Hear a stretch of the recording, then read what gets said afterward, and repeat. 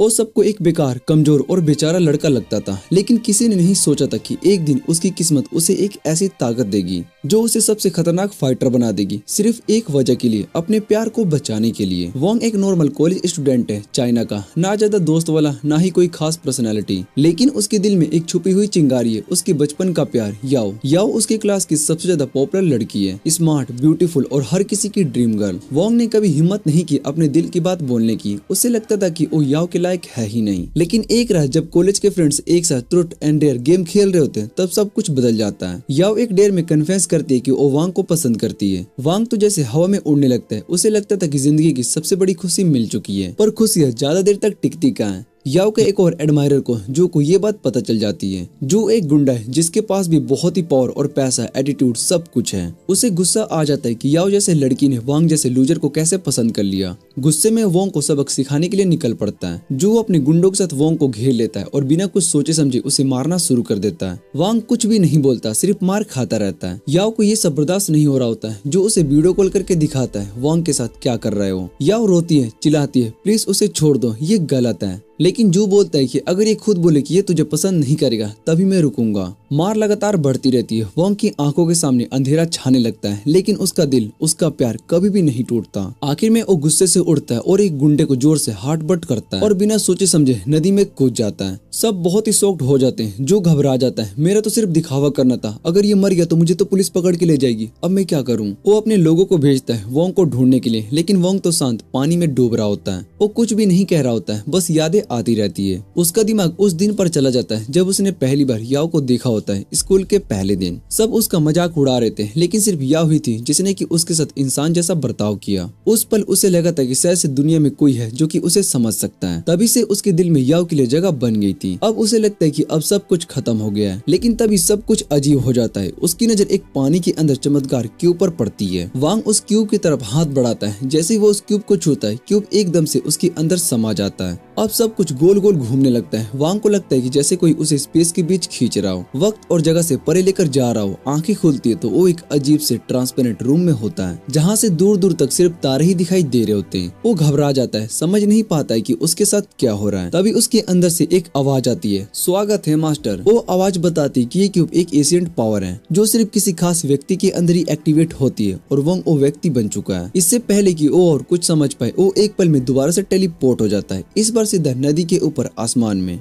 वो चिल्लाता है मैं गिर जाऊंगा, लेकिन उसे गिरने नहीं दिया जाता। नीचे देखता है जू और उसके घोड़े उसे ढूंढ रहे होते हैं। फिर एक और ब्लिंक और वो सीधा अपने क्लासरूम में आता है। क्यूब की आवाज फिर से आती है, तुम अभी तक अपनी पावर कंट्रोल नहीं कर पा रहे हो, इसलिए तुम रैंडम जगहों पर टेलीपोर्ट हो जा रहे हो। वोंग अभी तक कंफ्यूज था, लेकिन एक बात तो पक्की है, अब वो वही कमजोर लड़का नहीं रहा। वोंग का दिमाग घूम रहा था। तभी क्यूब ने उसे वार्न किया कि कोई उसके रूम के पास आ रहा है। ये सुनते ही वोंग तुरंत वहाँ से गायब हो गया और सीधा अपने फ्लैट में टेलीपोर्ट कर गया, बिना किसी को दिखाए। थोड़ा शांत होने के बाद उसने एक रिलैक्सिंग शावर लिया, पर जैसे ही निकलता है याओ का फोन आता है। उसकी आवाज में घबराहट थी। जब से उसने वोंग को नदी में गिरते हुए देखा था, वो काफी से डिस्टर्ब हो गई थी। वोंग ने उसे समझाया कि वो तैर कर दूसरी तरफ चला गया था, सिर्फ जॉन को कंफ्यूज करने के लिए। याओ ने कहा कि उसे पुलिस को कॉल करना चाहिए, और वोंग ने कहा कि अब वो थोड़ा ठीक फील कर रहा है, और बिना ज्यादा कुछ कहे कॉल को कट कर देता है। उसने याओ को सिर्फ इतना ही कहा, थोड़ा रेस्ट कर लो। उसके बाद वोंग बेड पर जाकर छिप गया, सोचने लगा कि याओ उसकी कभी उस बात पर यकीन नहीं करेगी जो कुछ उसके साथ आज हुआ। पर वैसे भी वो नहीं चाहता था कि याओ किसी भी तरह से खतरनाक चीजों में फंसे, इसलिए उसने सब कुछ अपने तक रखने का फैसला किया। तभी क्यूब ने फिर से उसे बात करने लगा, क्योंकि अब वोंग शांत था। वो इधर उधर देखने लगा, कंफ्यूज था कि आवाज कहाँ से आ रही है, पर आवाज उसके अंदर से ही आ रही थी। और अचानक क्यूब ने उसे खुद अंदर से खींच लिया। वोंग एक बार फिर से उसी अजीब से स्पेस में घूम रहा था। क्यूब ने उसे बताया कि वो हैरी क्यूब का मास्टर है। ये क्यूब है अल्टीमेट यूनिवर्स सिस्टम, जो कि उसे एक अल्टीमेट वॉरियर बना सकता है। वोंग कुछ भी नहीं समझ पा रहा था, पर उसे ये काफी इंटरेस्टिंग लग रहा था। उसने रूम के दरवाजों को ऑब्जर्व किया और क्यूब से पूछा, तुमने मेरी मदद क्यों की? उस मोमेंट पर वो हवा में उड़ने लगा। क्यूब ने जवाब दिया, मैं तुम्हारी सिर्फ इच्छा पूरी कर रहा हूँ, तुम तो दुनिया के किंग बनना चाहते हो ना। एक पल के लिए वो क्लाउड्स के ऊपर था और अगले सेकंड अपने रूफटॉप के ऊपर होवर कर रहा था। डर के मारे उसके तो होश ही उड़ गए थे, लगा था कि अब गिरा, लेकिन क्यूब ने उसे सेफली नीचे लैंड करवा दिया। फिर क्यूब ने उसे बताया कि टेलीपोर्ट करने में ज्यादा एनर्जी यूज हो गई है, इसलिए अब 1 मिनट का कूल डाउन लगेगा। वोंग ने पूछा, मैं कैसे सीखूं कि एग्जैक्टली किस जगह पर टेलीपोर्ट करना है? तब क्यूब ने उसकी दूसरी स्पेशल एबिलिटी के बारे में बताया, एक सुपर सेंस जो कि नॉर्मल सेंस से काफी ज्यादा पावरफुल होती है। वोंग ने जैसे ही इस एबिलिटी को एक्टिवेट किया, उसके दिमाग ने हर चीज का एहसास होने लगा। ये सब उसके लिए बहुत ज्यादा हो गया। सिर्फ कुछ सेकंड्स में ही उसकी सारी एनर्जी ड्रेन हो गई और वो वापस नॉर्मल स्टेट में आ गया। फिर से वो स्पेस वाले रूम में था। क्यूब ने कहा, नूब होने के बावजूद भी तुम बहुत ही अच्छा कर रहे हो। वोंग ने मुस्कुराया था ही कि अचानक से उसके सीने में तेज दर्द होने लगा और वो हिचकिचाते हुए बेहोश हो गया। अगली सुबह जब उसकी आंख खुली तो वो अपने रूम में था और क्यूब उसके पास पड़ा था। वोंग घबरा गया और बोला, तुम बाहर कैसे आ गए? क्यूब ने कामली जवाब दिया, इमरजेंसी थी, तुम्हारी एनर्जी बचानी थी, मैं जरूरत पड़ने पर अपने आप बाहर आ सकता हूँ। वोंग को ये सब काफी कूल लगा। उसने सोचा, चलो थोड़ा और जानते हैं इस क्यूब के बारे में जिसने मुझे इतनी शक्ति दी है। इंटरनेट पर सर्च करने लगा पर कुछ भी नहीं मिला, ना हीरोई क्यूब के बारे में और ना ही अल्टीमेट यूनिवर्स सिस्टम का कोई जानकारी। क्यूब भी उसके सवालों का जवाब नहीं दे पा रहा था। वांग थोड़ा फ्रस्ट्रेटेड हुआ पर तभी उसके फोन पर याओ का मैसेज आया, लंच के लिए इनवाइट किए। उसका चेहरा खिल उठा पर फिर उसने जॉन और उसके गुंडों को याद किया। वांग ने मन ही मन में कसम खाई थी कि उन दोनों को फिर से अपने और याओ के पीछे नहीं पड़ने देगा। उसने क्यूब से पूछा कि वो और ज्यादा स्ट्रॉन्ग कैसे बन सकता है ताकि इतनी जल्दी बेहोश ना हो जाए। क्यूब ने बताया कि अपनी पावर लेवल मिलनस जेम से एनर्जी से एब्जॉर्ब करके अपग्रेड कर सकता है, जिससे कि सिस्टम के नए फीचर्स अनलॉक हो जाएंगे। वोंग एक्साइटेड हो गया पर फिर उसे याद आया कि उसके पास ज्यादा पैसे नहीं है। उसने क्यूब से पूछा, क्या मैं सड़क के किनारे पड़े हुए स्टोन्स को भी यूज कर सकता हूँ, क्योंकि वो भी तो मिनरल्स होते हैं। क्यूब ने समझाया कि हर स्टोन थोड़ी सी एनर्जी देगा, पर अगर वो जल्दी ग्रो करना चाहता है तो उसे स्पेशल जेम्स चाहिए होंगे। क्यूब ने उसका अपार्टमेंट स्कैन करना शुरू किया और उसने एक क्रिस्टल शोकेस में और उसकी माँ के साइनेटिक डायमंड रिंग के बारे में बताया, पर वोंग ने तुरंत मना कर दिया क्योंकि उसके माँ बाप उन चीजों को बहुत ही कीमत देते हैं। क्यूब ने फिर कहा कि स्टोन में से कोई एनर्जी नहीं, पर नीचे गार्डन में एक और जेम स्टोन मिला जो कि उसकी मदद कर सकता है। वोंग तुरंत तैयार हो गया जेम स्टोन ढूंढने के लिए और टेलीपोर्ट करके गार्डन में आ गया। फिर से क्यूब से पूछा, तुम मेरी मदद क्यों कर रहे हो? क्यूब ने कहा, मैं तुम्हारी इच्छा पूरी करूंगा दुनिया का किंग बनने के लिए। वोंग ने सीधा जवाब दिया, मेरी कोई इच्छा नहीं है, मैं सिर्फ याओ को सुरक्षित रखना चाहता हूँ। क्यूब ने कहा, दुनिया तुम जितनी सिंपल नहीं है, अगर तुम लड़की को बचाना चाहते हो तो तुम्हें अनबीटेबल बनना पड़ेगा। पर वोंग ने बोला, बस अब बकवास बंद करो और मुझे जेम स्टोन का लोकेशन बताओ। क्यूब ने कहा, अपनी सुपर सेंस का इस्तेमाल करो। वोंग ने अपनी नई एबिलिटी से आसपास का एहसास करना शुरू किया और एक पेड़ के आसपास जेम लोकेट कर लिया। वो तुरंत वहाँ पर गया और जेम स्टोन को खोद कर निकाल लिया। क्यूब ने कहा कि अब स्पेस रूम वापस जाओ, वहीं पर मेरा असली रूप है और वहाँ इस जेम को फीड करो। वोंग तुरंत टेलीपोर्ट करके स्पेस रूम में आ गया। जेम स्टोन को वॉल में इंसर्ट किया। अचानक रूम की दीवारों में से एनर्जी निकलने लगी। वोंग के अंदर एनर्जी तेजी से बढ़ने लगी। क्यूब ने बताया क्योंकि जेम लो लेवल का था, उसकी स्ट्रेंथ 2 पॉइंट्स और इंडोरेंस 1 पॉइंट से बढ़ गई है। क्यूब ने बताया कि अगर वोंग बेटर जेम स्टोन यूज करेगा तो वो कल से और भी ज्यादा स्ट्रॉन्ग हो सकता है। वोंग थक कर उठा कल की एक्साइटमेंट के बाद। फिर उसे याद आया कि वो क्लास के लिए लेट हो गया। अब वो भाग कर निकल पड़ा। क्लास में जाकर देखा याओ उससे गुस्सा है क्योंकि उसने उसका कॉल बीच में ही कट कर दिया था। उसके दोस्त मजाक में ही कहते हैं कि चलो अब रूम ले लो, पर तभी जॉन और उसके गुंस वहाँ पर आ जाते हैं। याओ डर गई पर वोंग ने उसे वादा किया कि अब सब कुछ वो संभालेगा और उसका हैंडल करने का ये मतलब था कि वो अपनी किताबों के पीछे छुप गया, उम्मीद करता हुआ कि जॉन उसे ना ढूंढ पाए। फिर भी उसने क्यूब से पूछा कि अगर सिचुएशन बिगड़ गई तो वो क्या लड़ सकता है। क्यूब ने यकीन दिलाया कि जॉन और उसके गुंस की पावर लेवल सिर्फ 5 है, जबकि वोंग की लेवल 22 है। तब जॉन वोंग को ढूंढने लगा पर याओ अचानक से खड़ी हुई और बोला, छोड़ो हमें। जॉन एक्टिंग करता है कि वो बुरा नहीं है और कहता है याओ को कि वो वोंग के लिए नहीं बोलती क्योंकि वोंग एक लूजर है, अपने लिए एक औरत चाहिए उसे जो कि उसका शील्ड बन सके। याओ गुस्से में कहती है कि मेरे आदमी का नाम अपनी जुबान से दूर रख। तब वोंग खड़ा होता है, कहता है कि जॉन सही था, अब उसे खुद के लिए खड़ा होना चाहिए। वो जॉन को भागने के लिए कहता है पर जॉन उसका कॉलर पकड़ लेता है लड़ने के लिए। वोंग आसानी से उसे हरा देता है और कहता है कि अगर वो पीछे हट जाए तो उसे कुछ भी नहीं होगा। जॉन वोंग की ताकत को देखकर बहुत ही हैरान हो जाता है। तभी प्रोफेसर क्लास में आकर सभी को अपनी सीट पर जाने के लिए कहता है। जॉन कहता है कि वो शाम को बास्केटबॉल कोर्ट में आकर मिलेंगे अगर वोंग नहीं चाहता कि याओ इस लड़ाई में फंसे। वोंग इस बात को चैलेंज समझ जाता है और टाइम पर बास्केटबॉल कोर्ट पर पहुंच जाता है, पर जॉन के साथ आज वहां पर कई लोग भी थे। क्यूब कोर्ट को स्कैन करता है और बताता है कि वोंग के जीतने की चांस सिर्फ 20% है। वोंग घबरा जाता है क्योंकि उसे लगा था कि ये नंबर बहुत ही ज्यादा होगा। जॉन अपने लोगों को दरवाजे बंद करने का हुक्म देता है और वोंग से कहता है कि अगर वो कल के लिए माफी मांगे और वादा करे कि याओ को दोबारा नहीं देखेगा तो उसे माफ कर देगा। वोंग हंसी लेता है, कहता है कि उसने कभी नहीं सोचा था कि एक मशहूर गैंगस्टर इतना डरपोक होगा कि उसको लड़ने के लिए पूरा सोकर टीम चाहिए होगा। एक लड़का जो गुस्से में आता है क्योंकि वो दिमाग से खेल रहा है, पर वो जानता है कि अगर वो पीछे हटता है तो अपने लोगों का रिस्पेक्ट खोएगा। खुशकिस्मती से गैंग का सबसे अच्छा ब्राउलर आगे बढ़ता है और वोंग को 1-on-1 फाइट देता है जैसा कि वोंग चाहता है। वोंग ने क्यू से अपने स्टेट के बारे में पूछा तो पता चला कि उसका पावर 10 है। वोंग सोचता है कि फाइट आसान होगी, पर फिर भी वो सावधान रहने का फैसला करता है और अपनी स्टैंस लेता है।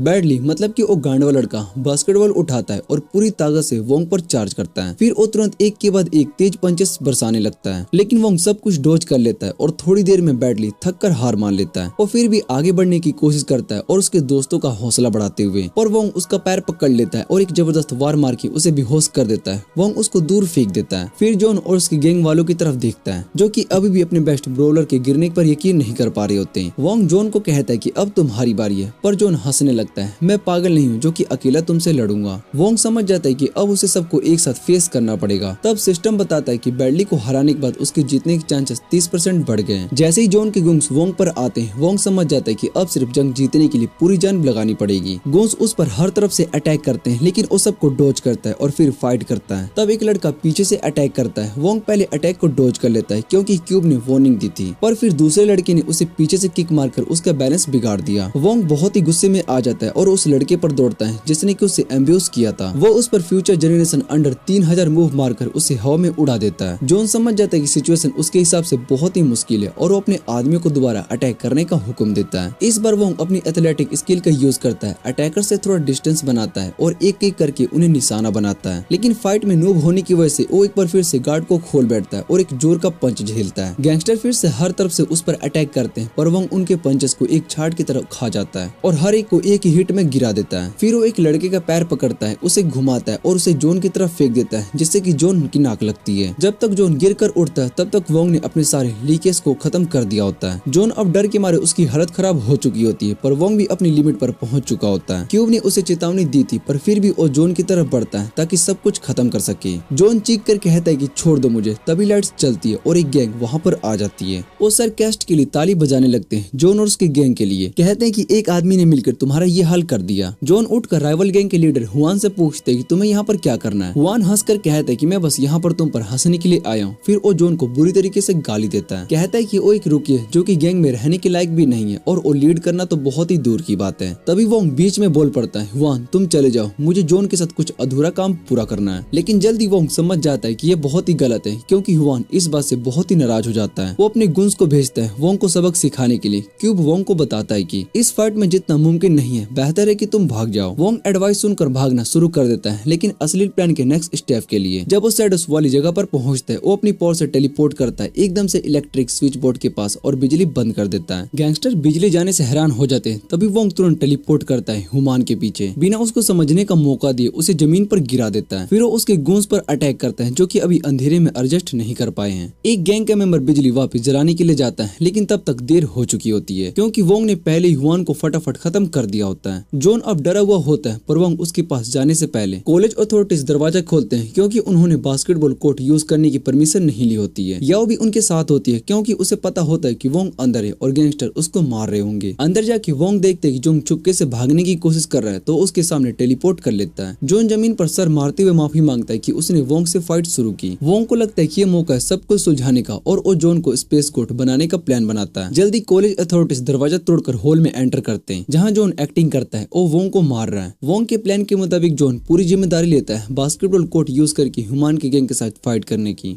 और कहते हैं कि वोंग सिर्फ एक इनोसेंट बाय स्टैंडर था जो कि इस फाइट में बस फंस गया था। कॉलेज अथॉरिटीज जॉन को सजा देते हैं और जॉन वोंग से वादा करता है कि वो उसको और कभी याओ को परेशान नहीं करेगा। इसके लिए वोंग अपनी पावर की लिमिट समझता है और डिसाइड करता है कि और स्ट्रॉन्ग बनेगा ज्यादा जेम्स ऑब्जर्व करके। पर जेम्स मिलना उतना आसान नहीं होता है जितना कि उसने सोचा होता है। अंत में वो अपने घर के पास एक पहाड़ों की ट्रिप में जाता है, उम्मीद करता है कि वहाँ पर कुछ मिलेगा, लेकिन जेम्स या तो बड़ी ब्लाउडर्स के अंदर झील के बीच में होते हैं या फिर 15 मीटर जमीन के नीचे। जल्दी कुछ भी नहीं मिलता है तो वो थक कर हार मान लेता है। तब क्यूब उसे बताते कि नीचे जमीन के अंदर खोखला एरिया है जहाँ पर एक स्ट्रॉन्ग जेम छुपा हुआ है। वोंग अपनी सेंसिंग पावर से जेम को महसूस करता है और उसके पास टेलीपोर्ट करने की कोशिश करता है, पर वो दूर होने की वजह से काम नहीं करता।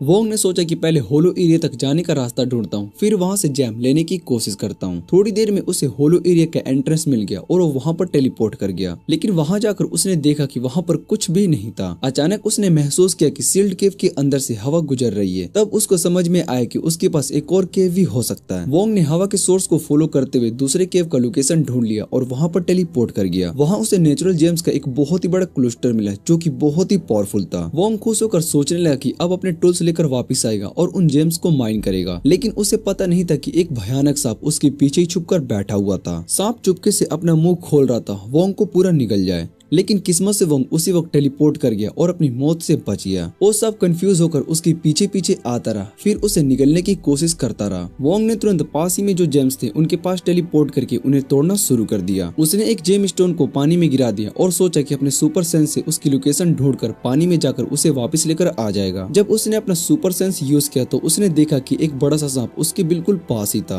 वोंग डर के मारे पीछे हटने लगा पर सांप उसके पास आता रहा। अचानक वोंग गिर गया और सांप उस पर अटैक करने लगा, लेकिन उसका सेफ्टी रोप उसकी मदद कर गया और उसने सांप के अटैक को डॉज कर लिया। फिर सांप पानी में गिर गया। वोंग को थोड़ी राहत मिली, लेकिन तभी उसका सेफ्टी रोप टूट गया और वो भी पानी में गिर गया। सांप ने फिर से उससे लड़ने की कोशिश की। वांग अपनी सोबल से लड़ने लगा, लेकिन सांप के दबाव से वो फंस गया। वांग टेलीपोर्ट करने की कोशिश करता है, लेकिन उसका क्यूब उसे बताता है कि अब वो सांप को अपने साथ लेकर जाएगा, चाहे कहीं पर भी टेलीपोर्ट करे, और वो अपनी करंट पावर से उसे स्पेस में भी लेकर नहीं जा सकता। फिर वोंग अपनी सोबल से सांप पर जोर से अटैक करता है, उसे सीरियसली चोट पहुंचाता है, खुद को फ्रीज करता है और जल्दी से स्पेस में टेलीपोर्ट कर लेता है। वहाँ वो क्यूब से कहता है कि अभी मेरे पास जितने भी जेम स्टोन है उन्हें अब्सॉर्ब कर लो, लेकिन वो क्यूब उसे बताता है कि अब वो जेम स्टोन को सिंथेसाइज भी कर सकता है। जैसे मोबाइल गेम में 3 कम रैंक के जेम स्टोन को मिलाकर एक हाई रैंक जेम स्टोन बनता है, वैसे यहाँ पर भी है। ये जेम स्टोन ज्यादा स्टार देता है और कुछ एक्स्ट्रा एबिलिटीज भी दे देता है। वोंग तुरंत क्यूब को सभी जेम स्टोन सिंथेसाइज करने को कहता है, लेकिन वो सुन के थोड़ा शौक और निराश हो जाता है, क्योंकि ये प्रोसेस 5 दिन से भी ज्यादा का समय लेगा। क्यूब उसे कमांड करता है कि वो न्यू जेम स्टोन को मिलाकर एक बड़ा जेम स्टोन बनाए और बाकी को 2 को सीधा यूज करे। वोंग सोचता है कि इससे वो इतना स्ट्रॉन्ग हो जाएगा कि सांप से लड़कर जीत सकता है। वोंग ने ये डील को मान ली। उसने 2 जेम स्टोन को अब्सॉर्ब कर लिया और उसके स्टेट्स भी बहुत ही ज्यादा बढ़ गए। वो अपनी नई ताकत के साथ फिर से केव में टेलीपोर्ट कर गया, रेडी था सांप से लड़ने के लिए। अपनी तेज स्पीड की वजह से वांग ने कुछ ही वारों में उस सांप को मार गिराया। ये देखकर वो थोड़ा डिसअपॉइंटेड हुआ, क्योंकि उसने सोचा था कि ये थोड़ा ज्यादा मुश्किल होगी, लेकिन उसने जल्दी इस बात को भूलकर अपनी गिराई हुई जेम स्टोन को ढूंढने लगा, जो कि रिवर में गिर गई थी। कुछ देर में उसे वो जेम स्टोन मिल गया। वो देखा कि वो बाकी जेम स्टोन की तरह ही लेवल की थी, लेकिन बहुत ही ज्यादा खूबसूरत लग रही थी। वांग ने सोचा कि इस जेम स्टोन को किसी और के खास काम के लिए यूज करना चाहिए। वहाँ जॉन और हुआन अपनी हार के बाद साथ में पीने बैठे हुए होते हैं। दोनों रिवेंज लेना चाहते हैं, लेकिन जानते हैं मिलकर भी वांग को नहीं हरा सकते। तब हुआन के दिमाग में एक आइडिया आता है। वो जॉन को बताता है कि वो किसी और से बहुत ही ज्यादा ताकतवर इंसान से मदद लेने वाले हैं। वो एक एक्सपीरियंस गैंगस्टर लाव का नाम लेता है, जिसकी बात सुनकर जॉन डरा हुआ लगता है, क्योंकि वो सोचता है कि लाव उनकी मदद नहीं करेगा। लेकिन हुआन बताता है कि लाव को एक पावरफुल आदमी के चलते देश छोड़ना पड़ा था। वो आदमी याव से जुड़ा हुआ है और अगर वो सही तरीके से खेल करे तो लाव को वोंग को खत्म करने के लिए ला सकते हैं। इस सब से अनजान वोंग अपनी रिलेशनशिप के बाद याव के साथ पहली डेट पर जाता है। वो याव को कहता है कि वो चाहता है कि उसे किसी भी तरह की तकलीफ ना हो, इसलिए वो उसकी हिफाजत करेगा। याव उसे भरोसा देती है। क्यों वांग को बताता है कि वो झूठ बोल रहा है, लेकिन वांग को कोई फर्क नहीं पड़ता, क्योंकि वो भी अपना एक राज छुपा कर रखा हुआ है। वो दोनों अपनी डेट का मजा लेते हैं। बाद में कैफे में बैठकर याव एक गैसिंग गेम खेलते हैं, जिसमें कि वो सारी कैंडीज हार जाती है। वो सोचती है कुछ बदल गया और वांग से पूछती कि वो क्या छुपा रहा है, तो वांग उसे वो रिफाइंड जेम्स देता है जो कि उसने रिवर में पाया था, और उसे सब कुछ बोलने पर मजबूर कर देता है। अगली सुबह वांग याव का इंतजार कर रहा होता है और वो साथ में कॉलेज जा सके, लेकिन याव उसके कॉल का जवाब नहीं देती। वो बहुत ही बेसब्री से इंतजार करता है, लेकिन जब वो कुछ अजनबी लोगों की बातें सुनता है जो नियर बाय अपार्टमेंट कॉम्प्लेक्स में किसी सदस्य की बात कर रहे होते हैं, तो उसे पता चलता है कि याव भी वहीं पर रहती है। उसका दिल डर से भर जाता है। वो तुरंत याव के अपार्टमेंट की तरफ भागना शुरू कर देता है, उम्मीद करता है कि वो ठीक होगी। वहाँ उसने बहुत ही बड़ा भीड़ देखा जो कि पुलिस को देख रहे थे, जो कि कुछ एरिया को बैरिकेड कर रही थी। वांग ने याव की माँ को देखा जो कि इमोशनली टूट चुकी थी। वो पुलिस ऑफिसर को बताती है कि जब वो अपने काम से वापस गई थी तो उसका अपार्टमेंट पूरी तरीके से तबाह हो गया था और याव गायब थी। एक खून से लाल रंग का डोल छत से लटक रहा था, जो कि किसी धमकी की निशानी थी, और माँ को डर था कि उसकी बेटी बहुत ही बड़े खतरे में हो सकती है। वांग का दिल टूट गया। उसने ये सब सुना। उसने सोचा कि इसके पीछे कौन हो सकता है। तभी उसने देखा कि जॉन, जो कि घबराया हुआ था, भीड़ से छुपकर निकलने की कोशिश कर रहा है। वांग ने पूछा, क्या तुम्हें याव के गायब होने के बारे में कुछ पता है? फिर अपनी खूनी से दीवार पर जोर से वार किया और दीवार में दरार ला दी, ताकि जॉन समझ जाए कि बात बहुत ही सीरियस है। डरबे से डर गया जॉन तुरंत झुक गया और तैयार हो गया सब कुछ बताने के लिए जो उसे पता था। इसी बीच याव गैंगस्टर लाव के छुपे हुए ठिकाने में बंद थी। लाव गोल्फ प्रैक्टिस कर रहा था, लेकिन अपने पनिशमेंट के तौर पर हुआन का मुंह गोल्फ बॉल में रखने के लिए यूज कर रहा था, क्योंकि हुआन ने उसे धोखा देने की कोशिश की थी।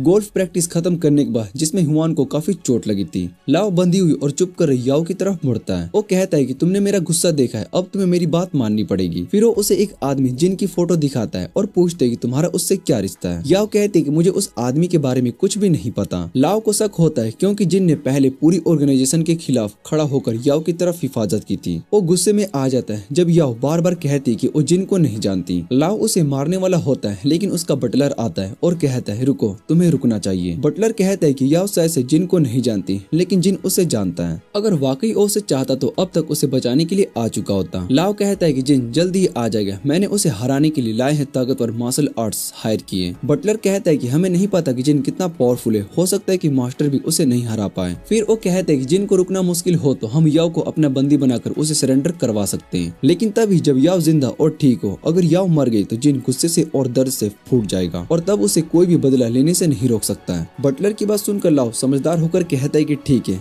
अब याओ को जिंदा रहने दो। वो कमरा छोड़कर निकल जाता है। बटलर याओ का मुंह बंद करता है और कहता है तुम्हें ज्यादा कोऑपरेट करना होगा, अगली बार मैं लाओ को नहीं रोक पाऊंगा और वो अगर हमारे लिए अच्छा नहीं होगा। दूसरी तरफ जॉन वांग को लाओ के बारे में बता रहा होता है। लाओ एक सबसे मशहूर परिवार के साथ था जहाँ पर कोई भी उसे टक्कर लेने की हिम्मत नहीं करता था, लेकिन एक दिन उसका मुकाबला जिन से हुआ, जिसे जिन ने 2 उंगलियों से काटकर सबके सामने उसकी बेइज्जती कर दी। शुरू में लाओ के परिवार ने अपने सारे रिसोर्स जिन को ढूंढने और बदला लेने में लगा दिए, लेकिन जब जिन नहीं मिला तो उन्होंने लाओ को छोड़ दिया और लाओ ने कसम खाई कि वो हर हाल में बदला लेगा। वही जिन था जिसने कि एक बार हाई स्कूल में याओ को किडनैपिंग का प्लान फेल कर दिया था। वान ने इस बात का फायदा उठाकर लाओ को अपने काम करने के लिए और धोखा देने की कोशिश की थी। शुरू का प्लान ये था कि लाओ को वोंग पर हमला करने के लिए बढ़ाया जाएगा, लेकिन लाओ समझ गया कि उसे बेवकूफ बनाना इतना आसान नहीं था। जॉन ने सब कुछ छोड़ दिया। उसका कहना था कि उसे पहले ही पता था कि लाओ जैसे इंसान के साथ कुछ भी गलत हो सकता है। उसने इसलिए हाथ खींच लिया क्योंकि वो याओ को किसी मुसीबत में नहीं डालना चाहता था। उसे पूरा यकीन था कि वान को उसकी सजा मिल चुकी है और लाओ जैसे इंसान के सामने हम कुछ भी नहीं कर सकते। लेकिन वांग को उसकी बात कुछ खास पसंद नहीं आई। उसने सीधा कह दिया ये सब बकवास है और बिना किसी का इंतजार किए उसने याओ को बेचने का फैसला खुद ले लिया। जॉन घबरा गया। उसने वांग को समझाने की कोशिश की।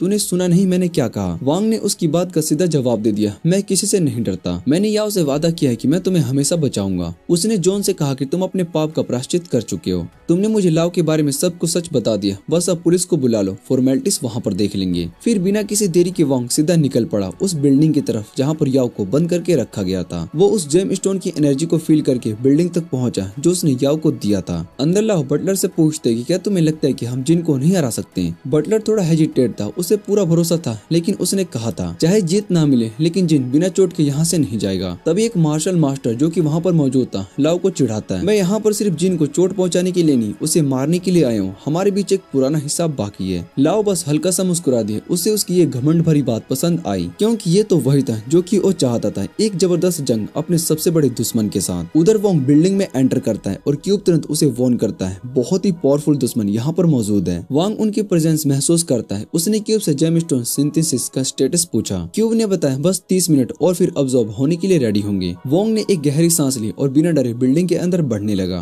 पर लाओ के कुछ हार्ड मर्सनरीज ने उसे देख लिया और उसने सोचा कि इसे रिज तक पहुंचने से पहले ही निपटा देते हैं। वोंग सीधा सीढ़ियों से चढ़ गया, लेकिन रास्ते में एक बड़ा ताकतवर आदमी उसका रास्ता रोक लेता है। एक बड़ी सी दरवाजा उसके सामने था जो कि लॉक था। वोंग ने उसे तोड़ने का सोचा था, पर तभी वो मस्कुलर आदमी बोलता है कि फालतू में ट्राई मत करो, इस लॉक पर स्पेशल प्रोटेक्टिव स्पेल लगा है। क्यूब ने तुरंत उस आदमी का स्ट्रेंथ स्कैन किया और बोला इसके पावर लेवल 52 है और तुम्हारा 50। वोंग समझ गया कि ये इंसान सिर्फ ताकत में ही नहीं बल्कि एक्सपीरियंस में भी बहुत ही ज्यादा है, लेकिन फिर भी उसने जैसे कुछ ना जाना वैसे एक्ट किया और बोला मुझे ऊपर जाने दो, मेरी गर्लफ्रेंड वहाँ पर है, चाबी दे दो। वो बॉडी बिल्डर टाइप बस हंस कर बोला इतनी जल्दी भी क्या है भाई, मुझे ऑर्डर मिला है कि कोई भी ऊपर जाने की कोशिश करे तो उसे खत्म कर देना। वांग फिर भी बार बार वही बात बोलता है और उसकी बात सुनकर वो आदमी थोड़ा इरिटेट हो गया और बोला चल मेरे साथ चल। ऊपर टॉप फ्लोर पर एक अंधेरी से रूम में याओ चिंतित सी बैठी होती है। तभी लाओ उस रूम में एंटर करता है। उसके चेहरे पर एक डरावनी सी मुस्कान होती है। वो कहता है कि अकेले बोर हो गई होगी ना, तेरे लिए एक खास टीवी शो अरेंज किया है। उसने टीवी को ऑन किया और स्क्रीन पर जो देखा उसे देखकर याओ का चेहरा सफेद पड़ गया। टीवी में लाइव दिख रहा था कि वोंग नीचे जिन ब्रो के सामने खड़ा था। याओ की आंखों के सामने उसके बॉयफ्रेंड की जान खतरे में थी। जिन ब्रो वोंग से कहता है कि अब जगह भी काफी है, चलो दिखाओ अपना असली दम। उसने एक धीमा सा पंच वांग की तरफ फेंका, लेकिन वांग ने सीधा कूद गया और उसके मुंह पर एक जोर की किक मार दी। वांग सोचता है कि अभी टेलीपोर्टेशन का यूज नहीं करेगा, उसके बाद के लिए बचा कर रखना चाहिए। वो जिन के अटैक्स को ब्लॉक करता जा रहा था और बीच बीच में अपना रोबोट भी मारने की कोशिश करता है, पर तभी जिन उसके हाथ को पकड़कर उसे जमीन पर फेंक देता है। वांग मुश्किल से बचता है जब जिन उसके पैर पर वार करने के लिए जाता है, लेकिन उसके बाद वो फिर से ब्रूटल अटैक की रेंज कर देता है। जिन उसकी तारीफ करता है, मजबूत है तू इमेच्योर होने के बावजूद भी। फिर उसके पेट में एक सॉलिड पंच मारते हुए बोलता है कि लेकिन तुम अंडरग्राउंड अरीना के सीजन फाइटर से भी नहीं जीत सकता। वांग समझ जाता है कि अगर जीतना है तो सिर्फ ताकत से नहीं बल्कि दिमाग से भी काम लेना होगा। तुरंत उसके दिमाग में एक प्लान आता है। जैसे ही जिन फिर से उसकी तरफ दौड़ता है, वांग उसके पंचेस को ब्लॉक करता है और उसके मोमेंटम का फायदा उठाकर एक तगड़ी सी किक उसके मुंह पर जोड़ देता है। वांग उसे चिढ़ाता है और गुस्से में जिन कंक्रीट तोड़ डालता है अपने हैवी पंचेस से। वो वांग से कहता है कि तेरे पंचेस तो, लेकिन उसके कहने से पहले वांग बोलता है अबे चल बे, और तुरंत अपने स्पेस रूम में एक बड़ा सा हैमर समन करके सीधा उसके पैर पर दे मारता है। एक ही बार में जिन ब्रो बेहोश हो जाता है और उसके हाथ से गेट की चाबी गिर जाती है। वांग अपनी छोटी सी ट्रिक पर बहुत ही खुश होता है, चाबी उठाता है और गेट को पार करता है। वो सीढ़ियों से दौड़ता हुआ याव तक पहुंचने के लिए जा रहा होता है, तभी क्यूब उसे वार्न करता है अटैक आ रहा है। उस वार्निंग की वजह से वांग एक नाइफ अटैक से बच जाता है, लेकिन तुरंत एक आदमी उसके पीछे आता है और उसे किक मार देता है। वांग मुश्किल से सीढ़ियों को पकड़कर लटकता है और वो नाइफ वाला आदमी उसके सामने आकर कहता है तुम तो बड़े कमजोर निकले, हमें लगा था कि तुमने पहले फ्लोर तक बॉक्सर को हरा दिया। वो उसके ऊपर चाकू तान देता है और फिर अचानक से रुक जाता है। वो बोलता है तेरे अंदर कुछ पोटेंशियल है, इसलिए अभी नहीं मारूंगा, ऊपर आकर मिल, कहकर वो चला जाता है। वांग गुस्से में उसके पीछे पीछे दौड़ता है, लेकिन जब वो ऊपर पहुंचता है तो वो आदमी वहाँ पर नहीं होता। क्यूब तुरंत इन्फॉर्म करता है कि उस आदमी का पावर लेवल 75 था।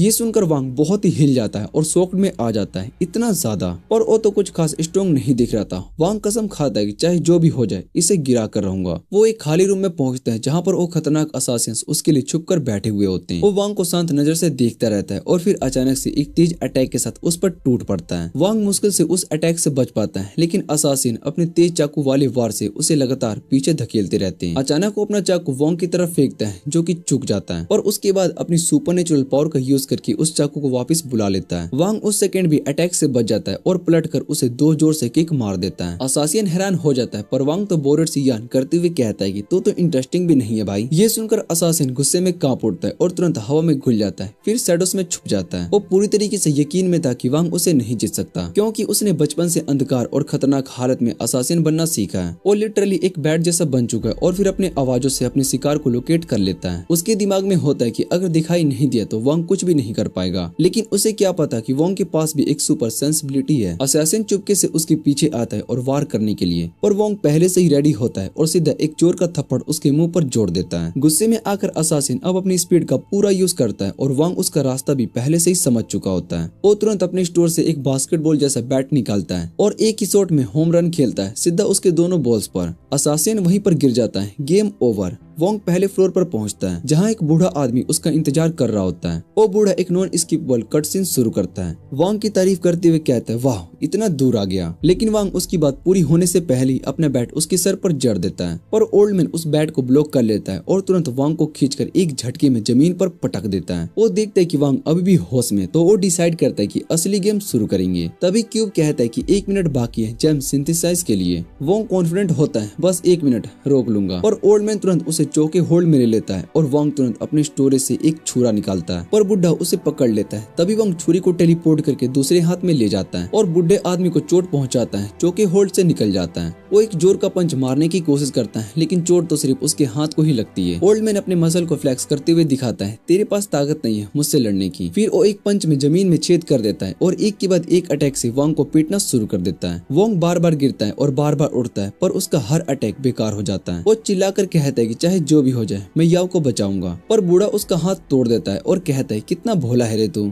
फिर वो उसे एक पिलर के अगेंस्ट छुपा देता है और अपनी पूरी ताकत के साथ उसके मुंह पर पंच कर देता है। वांग वहीं पर बेहोश हो जाता है। वांग जमीन पर लेटे हुए था, तभी उसका क्यूब उसे बताता है कि जेम स्टोन अब एक हो गए और उन्होंने उसके स्टेट्स को बहुत ही बढ़ा दिए। वांग अंदर से एक ताकत महसूस करता है और खुद को संभालते हुए ओल्ड मैन से कहता है कि वार्म अप खत्म, अब असली लड़ाई शुरू होती है। ओल्ड मैन उसकी ताकत देखकर बहुत ही हैरान हो जाता है और अटैक कर देता है, लेकिन इस बार वांग पहले से ही और ज्यादा मजबूत था और वो तेजी से कई पंचेस मारने लगता है, जिनसे कि ओल्ड मैन बच नहीं पाता। जब वांग आखिरी बार मारने वाला होता है, तभी उसको अपनी स्किन में दरार सी महसूस होती है, जैसे एनर्जी बाहर निकल रही हो। वांग घबरा जाता है और सोचता है कि ये क्या हो रहा है। क्यूब उसे समझाता है कि उसका सिस्टम उसके शरीर से जहर बाहर निकाला है, क्योंकि उसका लेवल अप हो चुका है। वांग क्यूब से कहता है कि ये टाइम नहीं था, पर ओल्ड मैन इस मौके का फायदा उठाता है और फिर से अटैक कर देता है। लेकिन वांग अब उसे कई कदम आगे था। वो आसानी से अटैक को रोक लेता है और एक जबरदस्त पंच से ओल्ड मैन को चोट पहुंचाता है। ओल्ड मैन सोचता है कि ऐसे कैसे हो सकता है, वो इतना हार गया। वांग उसके चेहरे पर एक और पंच मारते हुए उसे दीवार से टकरा देता है। अगले पंच से वो ओल्ड मैन को पूरी तरीके से हरा देता है और अगले फ्लोर पर चला जाता है। याओ और लाओ उसकी सारी लड़ाइयाँ देख रही होती है और याओ थोड़ा रिलैक्स्ड होती है, पर लाओ गुस्से में था क्योंकि उसके 3 फाइटर्स आम आदमी से हार गए थे। उसका बटलर उसे समझाता है कि गुस्सा मत करो, आने वाले फाइटर्स अभी प्रोफेशनल्स हैं और वो जल्दी सिचुएशन बदल देंगे। लाओ यकीन नहीं करता, पर बटलर बताता है कि मार्शल आर्ट्स एसोसिएशन की एक लड़की यहाँ पर आई है जिसने अपने रिस्ट पर एक रेज स्ट्रेंथ ब्रेसलेट पहना हुआ है जो कि अभी उसे हटाएगी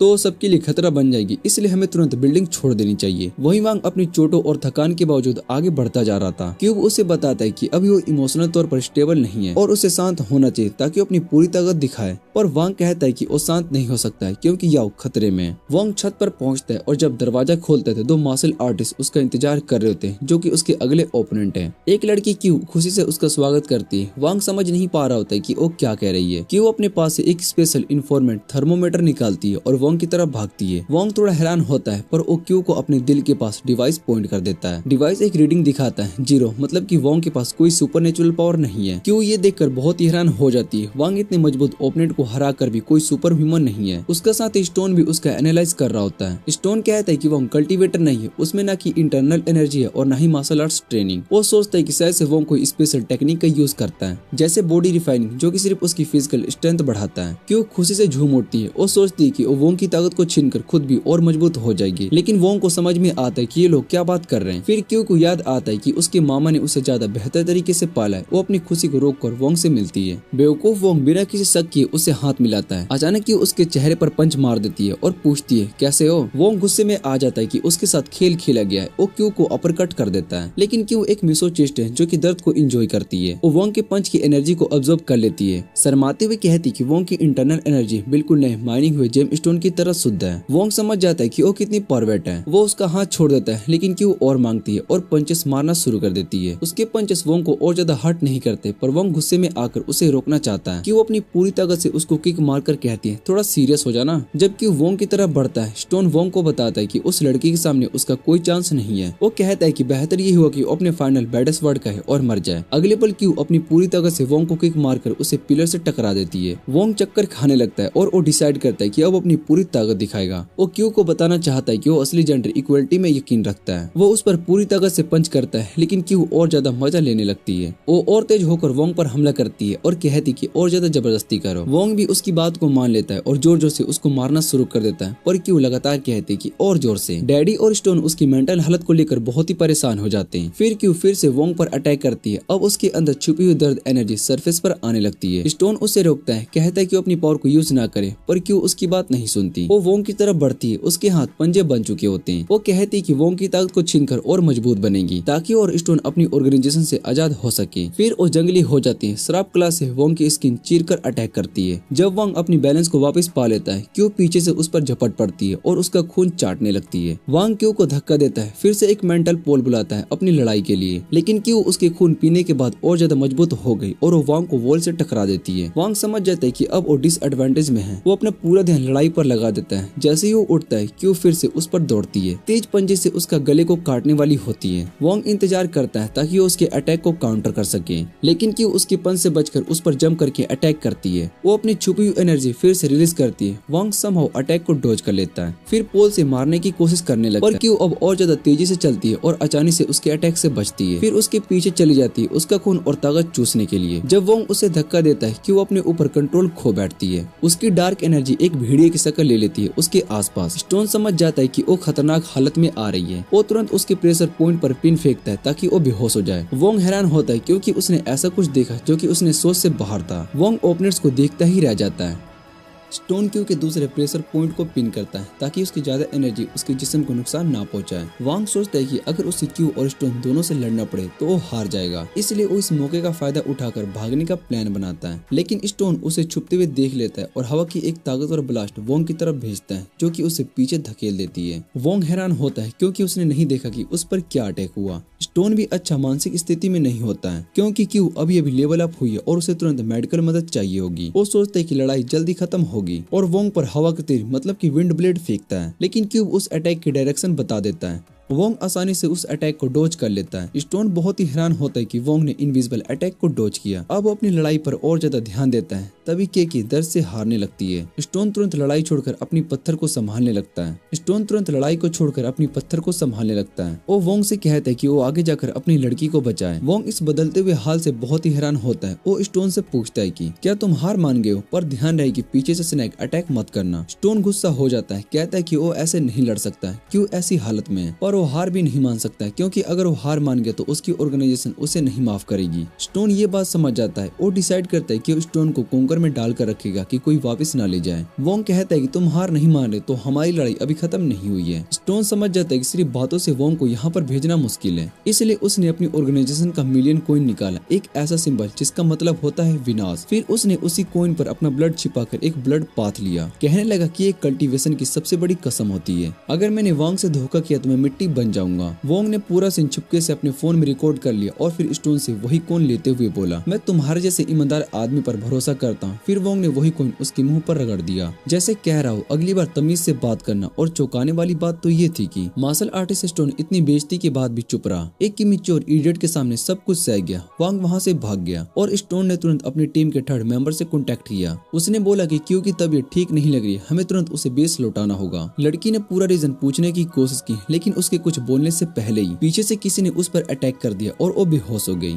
इसी बीच लाओ का आखिरी असासिन चेन भी बैटलफील्ड में आने का फैसला करता है। जब लाओ को पता चलता है कि उसके बाकी सभी असासियंस हार चुके हैं तो उसकी फट जाती है। बटलर से कंफर्मेशन लेता है और बटलर बोलता है कि सब हार चुके हैं, हमें बिल्डिंग से निकल जाना चाहिए। लाओ का दिमाग घूम जाता है, उसे लगता है कि सबको जिन ने हरा दिया, लेकिन मुसीन को अब जिन में कोई इंटरेस्ट नहीं रहा। उसके लिए तो वोंग ज्यादा इंटरेस्टिंग ओपोनेंट बन चुका था। लाओ गुस्से में पूछते कि वोंग ने ऐसा क्या किया। तब बटलर बताता है कि स्टोन ने वोंग से ट्रियोस कर लिया। ये सुनकर लाओ और भी ज्यादा पागल हो जाता है। मुसीन को बोलता है कि मैं तुम्हारा पेमेंट ट्रिपल कर दूंगा, सिर्फ वोंग को मार दो। लेकिन मुसीन को पैसों से खरीदना इतना आसान नहीं था। उसका पपेट तुरंत लाओ पर एक फ्लाइंग स्लैश भेजता है। किस्मत से बटलर बीच में आ जाता है और उसे बचा लेता है। फिर गुस्से में लाओ से कहता है कि अब सब कुछ हमारे हाथ से निकल चुका है। दूसरी तरफ वोंग अब भी याओ को ढूंढ रहा होता है। बिल्डिंग के एक और फ्लोर में घुसकर दरवाजों को तोड़कर आगे बढ़ रहा होता है। उसे याद आता है कि क्यूब ने बिल्डिंग में टोटल 7 एनिमीज को डिटेक्ट किए थे, तो सिर्फ अब 2 ही बचे होंगे। लेकिन अंदर से वो पैरानॉइड हो चुका होता है। इतनी छोटी सी की आवाज भी उसे डरा देती है। क्यूब बताता है कि एक एनिमी अचानक गायब हो गया और अब सिर्फ एक बचा है। तभी वोंग को महसूस होता है कि कोई उसे देख रहा है। वो तुरंत पीछे मुड़ता है और देखता है कि मुसीन और उसका पपेट सान ऊंचे जगह से उन्हें घूर रहे होते हैं। क्यूब तुरंत वार्निंग देता है कि इन दोनों का कॉम्बैट कॉम्बैट लेवल 7 है। वोंग सुनकर हैरान हो जाता है, क्योंकि मुसीन और उसका पपेट दोनों ही एक अजीब सी डार्क ऑरा से घिरे हुए लोग लग रहे होते हैं। क्यूब वोंग को वार्न करता है, कहता है कि पपेट के अंदर एक ऐसा एडवांस डिवाइस छुपा हुआ है, लेकिन उसके अलावा और कुछ खास नहीं है। तभी मुसीन वोंग से कहता है कि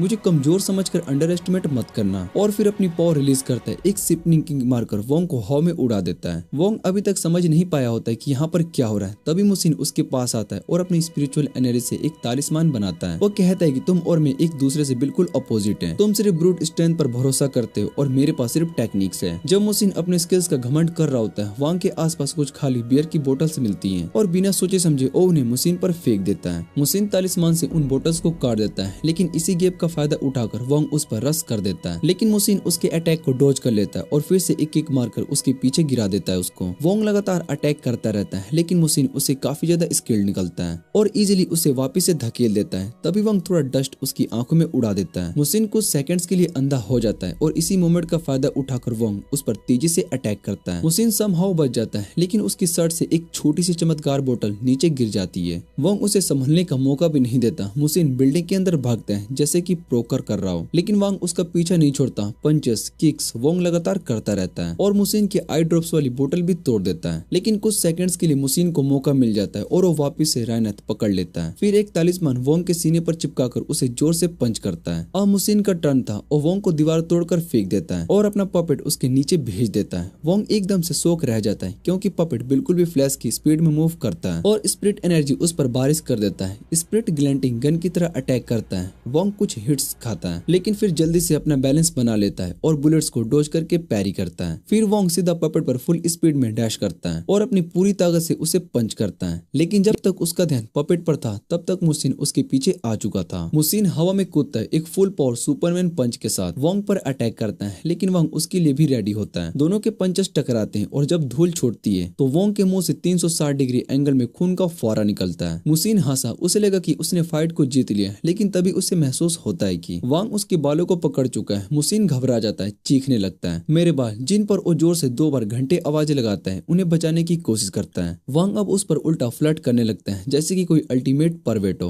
तभी सैन उसे थप्पड़ मारने के लिए आता है, लेकिन थप्पड़ मारते ही उसके खुद के हाथ में चोट खा जाता है। वांग अपने हाथ पर थूकता है और मुसिन को एक जोर का थप्पड़ लगा देता है, लेकिन उसका ये कॉन्फिडेंस ज्यादा देर तक नहीं टिकता, क्योंकि उसे रियलाइज होता है कि मुसिन की स्ट्रेंथ सिर्फ एक नॉर्मल इंसान जितनी थी और उस फुल पावर पंचेस के बाद तो उसे सीधा किंगडम कम भेज देना चाहिए। लेकिन मुसिन अभी भी जिंदा था, हालांकि उसका चेहरा चोट से पहले ही फूला हुआ था और सिर के बीच में एक गंजा पच भी बन चुका था। और तभी उसके आसपास का तालिस्मान टूट जाता है। वोंग बहुत ही शौक में रह जाता है। मुसिन उससे कहता है कि मैं एक पंच से नहीं गिरने वाला हूँ, और फिर मुसिन अपनी पूरी स्ट्रेंथ अनलेस करता है। उसके बाल सफेद हो जाते हैं और उसकी बॉडी से एक डार्क ऑरा निकलने लगती है। वोंग अभी तक समझ में नहीं पाता है कि क्या हो रहा है। तब तक मुसिन उसके ब्लेड स्पीड से अटैक कर देता है और वांग के बॉडी पर कुछ तालिस्मान चिपका देता है और उसे लगभग बिल्डिंग से बाहर फेंक देता है। उसके बाद अपने पपेट को उठाता है और फिर से स्प्लिट बुलेट की बारिश करना शुरू कर देता है। वांग किसी तरह से उन बुलेट्स को डॉज कर लेता है और पपेट को पकड़ लेता है, लेकिन मुसिन एक स्टिंग से उसे लपेट लेता है और बिल्डिंग के चारों तरफ घूमता है, एक दीवार में देख लेता है। वांग फिर से उठने की कोशिश करता है, लेकिन मुसिन एक तालिस्मान एक्टिवेट करता है जो कि उसके हाथ को इतना हैवी बना देता है कि उठ भी नहीं पाता, और फिर एक स्पेशल तालिस्मान से उस पर बॉम्ब गिरा देता है। मुसिन को लगता है कि इस बार फाइट खत्म हुई, लेकिन जैसे ही आग का धुआं छूटता है उसकी आंखें फट जाती। वांग ने उसका अटैक एक फ्रीकिंग फावड़े से रोक लिया था। अब मुसिन फुल पावर में चला जाता है और पपेट को एक आखिरी भयंकर अटैक के लिए भेजता है, लेकिन इस बार वांग तैयार था। वो अपनी सारी एनर्जी बॉडी में भर लेता है और एग्जैक्ट टाइम पर टेलीपोर्ट करके फावड़े लेकर पपेट के मुंह में मार देता है। पपेट वहीं का वहीं टूट जाता है। मुसिन की आंखों के सामने सब कुछ छिन जाता है, लेकिन वांग वहीं नहीं रुकता, उस स्ट्रिंग को पकड़ लेता है जिससे कि मुसिन पपेट को कंट्रोल कर रहा था। मुसिन सोचता है कि अब तो वांग उसके हैवी तलिस्मान से हिल भी नहीं पाएगा, लेकिन वो गलत था। वांग उस स्ट्रिंग को खींचता है और मुसिन को अपनी तरफ घसीट लेता है और फिर टेबल टेनिस की तरह उसे दीवार पर देख देख कर खेलने लगता है। एक फुल पावर का पंच मारकर वांग स्पिरिचुअल स्ट्रिंग को तोड़ देता है और मुसिन एक दीवार से टकराकर अपना नॉर्मल फॉर्म वापस पा लेता है और वहीं पर बेहोश हो जाता है। वोंग के हाथों से तालिस्मान गायब हो जाता है और फाइट ऑफिशियली खत्म हो जाती है। अब वोंग लड़खड़ाते हुए याओ के पास जाने की कोशिश करता है, लेकिन उसके लिए चलना भी मुश्किल होता है और वो लगभग बेहोश हो चुका होता है। तभी उसे पपेट से एक बीप बीप की आवाज सुनाई देती है और मुसिन अचानक से बिल्डिंग के बाहर जंप कर देता है। तालिस्मान यूज करके हवा में तैरता है। वोंग को जीतने के बाद भी मुसिन ने एक बार भी सीरियस नहीं लिया। उसने कहा फर्क नहीं पड़ता कि जीता कौन, आखिर में तो मरना ही है, और उसने तुरंत पपेट के अंदर छुपा हुए बम को एक्टिवेट कर दिया। मर जा वोंग। लेकिन कुछ भी नहीं हुआ, क्योंकि वोंग ने पहले उस पपेट को स्पेस रूम में डाल दिया था। अब मुसिन पैनिक में आ गया था, बार बार बम को एक्टिवेट कर रहा था, लेकिन कुछ भी नहीं हो रहा था। तभी वोंग एक व्हील बैरो पर चढ़कर सीधा बिल्डिंग से कूद जाता है। मुसिन को लगता है कि ये उसका एंड होगा, लेकिन वोंग उसकी तरफ ही जंप करता है और सब कुछ खत्म करने के लिए। मुसिन तुरंत कुछ एक्सप्लोसिव तालिस्मान उस पर फेंकता है, धमाका होता है। वोंग हवा में उछलता है और मुश्किल से एक और क्रेन पकड़कर अपनी जान बचाता है। मुसिन तालिस्मान से नीचे गिरते हुए बेबीज को कंट्रोल करता है और उन्हें वांग पर मारता है। फिर और बम तालिस्मान उसके आसपास फेंकता है, लेकिन वोंग स्मार्टली एक एक्सप्लोजन का यूज करके फुल स्पीड में उसकी वार को काट देता है और उसकी तरफ कर देता है। मुसिन तुरंत समझ जाता है और तुरंत अपने स्टोन कंट्रोल को हटा देता है। सारी पत्थर वोंग के ऊपर गिरती है और एक जोर का ब्लास्ट करता है। वोंग खून से लटपट हो चुका होता है, होश खोने लगता है, लेकिन तभी उसे एक और सपना आता है, याओ का सपना, और उसी पल उसके अंदर से एक नई ताकत जाग जाती है। उसके हाथ आग से जल रहे होते हैं, लेकिन वो इन्हें एक वेपन बना लेता है और मुसिन की धज्जियां उड़ा देता है। दोनों जमीन पर गिरते हैं इतनी जोर से कि जमीन टूटकर एक बड़ा सा गड्ढा बन जाता है, लेकिन उसी वक्त स्पेस क्यूब उसे खींच लेता है और उसे उस डेडली क्रश से बचा लेता है। अगले ही पल क्यूब उसे निकाल देता है। वोंग पूरा जला हुआ, खून से लिपटा हुआ, लेकिन अभी भी जिंदा था। बेहोशी में वही बार बार सिर्फ एक ही नाम ले रहा था, याओ। तभी आसमान से बारिश होने लगती है और वोंग की आंखें खुल जाती है और वो तुरंत याओ को ढूंढने लगता है, लेकिन उसे सबसे पहले मिलती है जमीन पर कुछ मशरूम्स और लाव के कपड़े, लेकिन वो खुद कहीं पर दिखाई नहीं देता। वोंग को अब उससे कोई मतलब नहीं होता है। वो सीधा बिल्डिंग में याओ को ढूंढने के लिए चला जाता है। अंदर जाकर उसे मिलता है वो छोटा सा गैंगस्टर हुआ, जिसे कि लाव को पूरे प्लान में घुसाया था। वो कोने में रो रहा होता है। वोंग उससे गुस्से में पूछता है, याओ कहाँ पर है? डर के मारी हुआन एक कमरे की तरफ उंगली करता है। वोंग अंदर जाता है और उसे याओ मिल जाती है। खुशकिस्मती से वो बिल्कुल ठीक होती है, लेकिन जैसे ही वोंग उसे यूनिट करता है, याओ कहती है चेयर के नीचे बम लगा है, अगर मैं उठी तो ब्लास्ट हो जाएगा। वो कहती है तुम पहले इससे बच जाओ, लेकिन वांग कहता है कि मैं आज इससे भी बड़े धमाके से बचाऊं। वांग बम को धीरे धीरे चेयर से खींचने लगता है, लेकिन उसी वक्त लाओ बाहर से दरवाजा को लॉक कर देता देता है और हंसता हुआ चिल्लाता है, ये रूम शैन ने इंशेंट किया है, कोई टेलीपोर्ट नहीं कर सकता।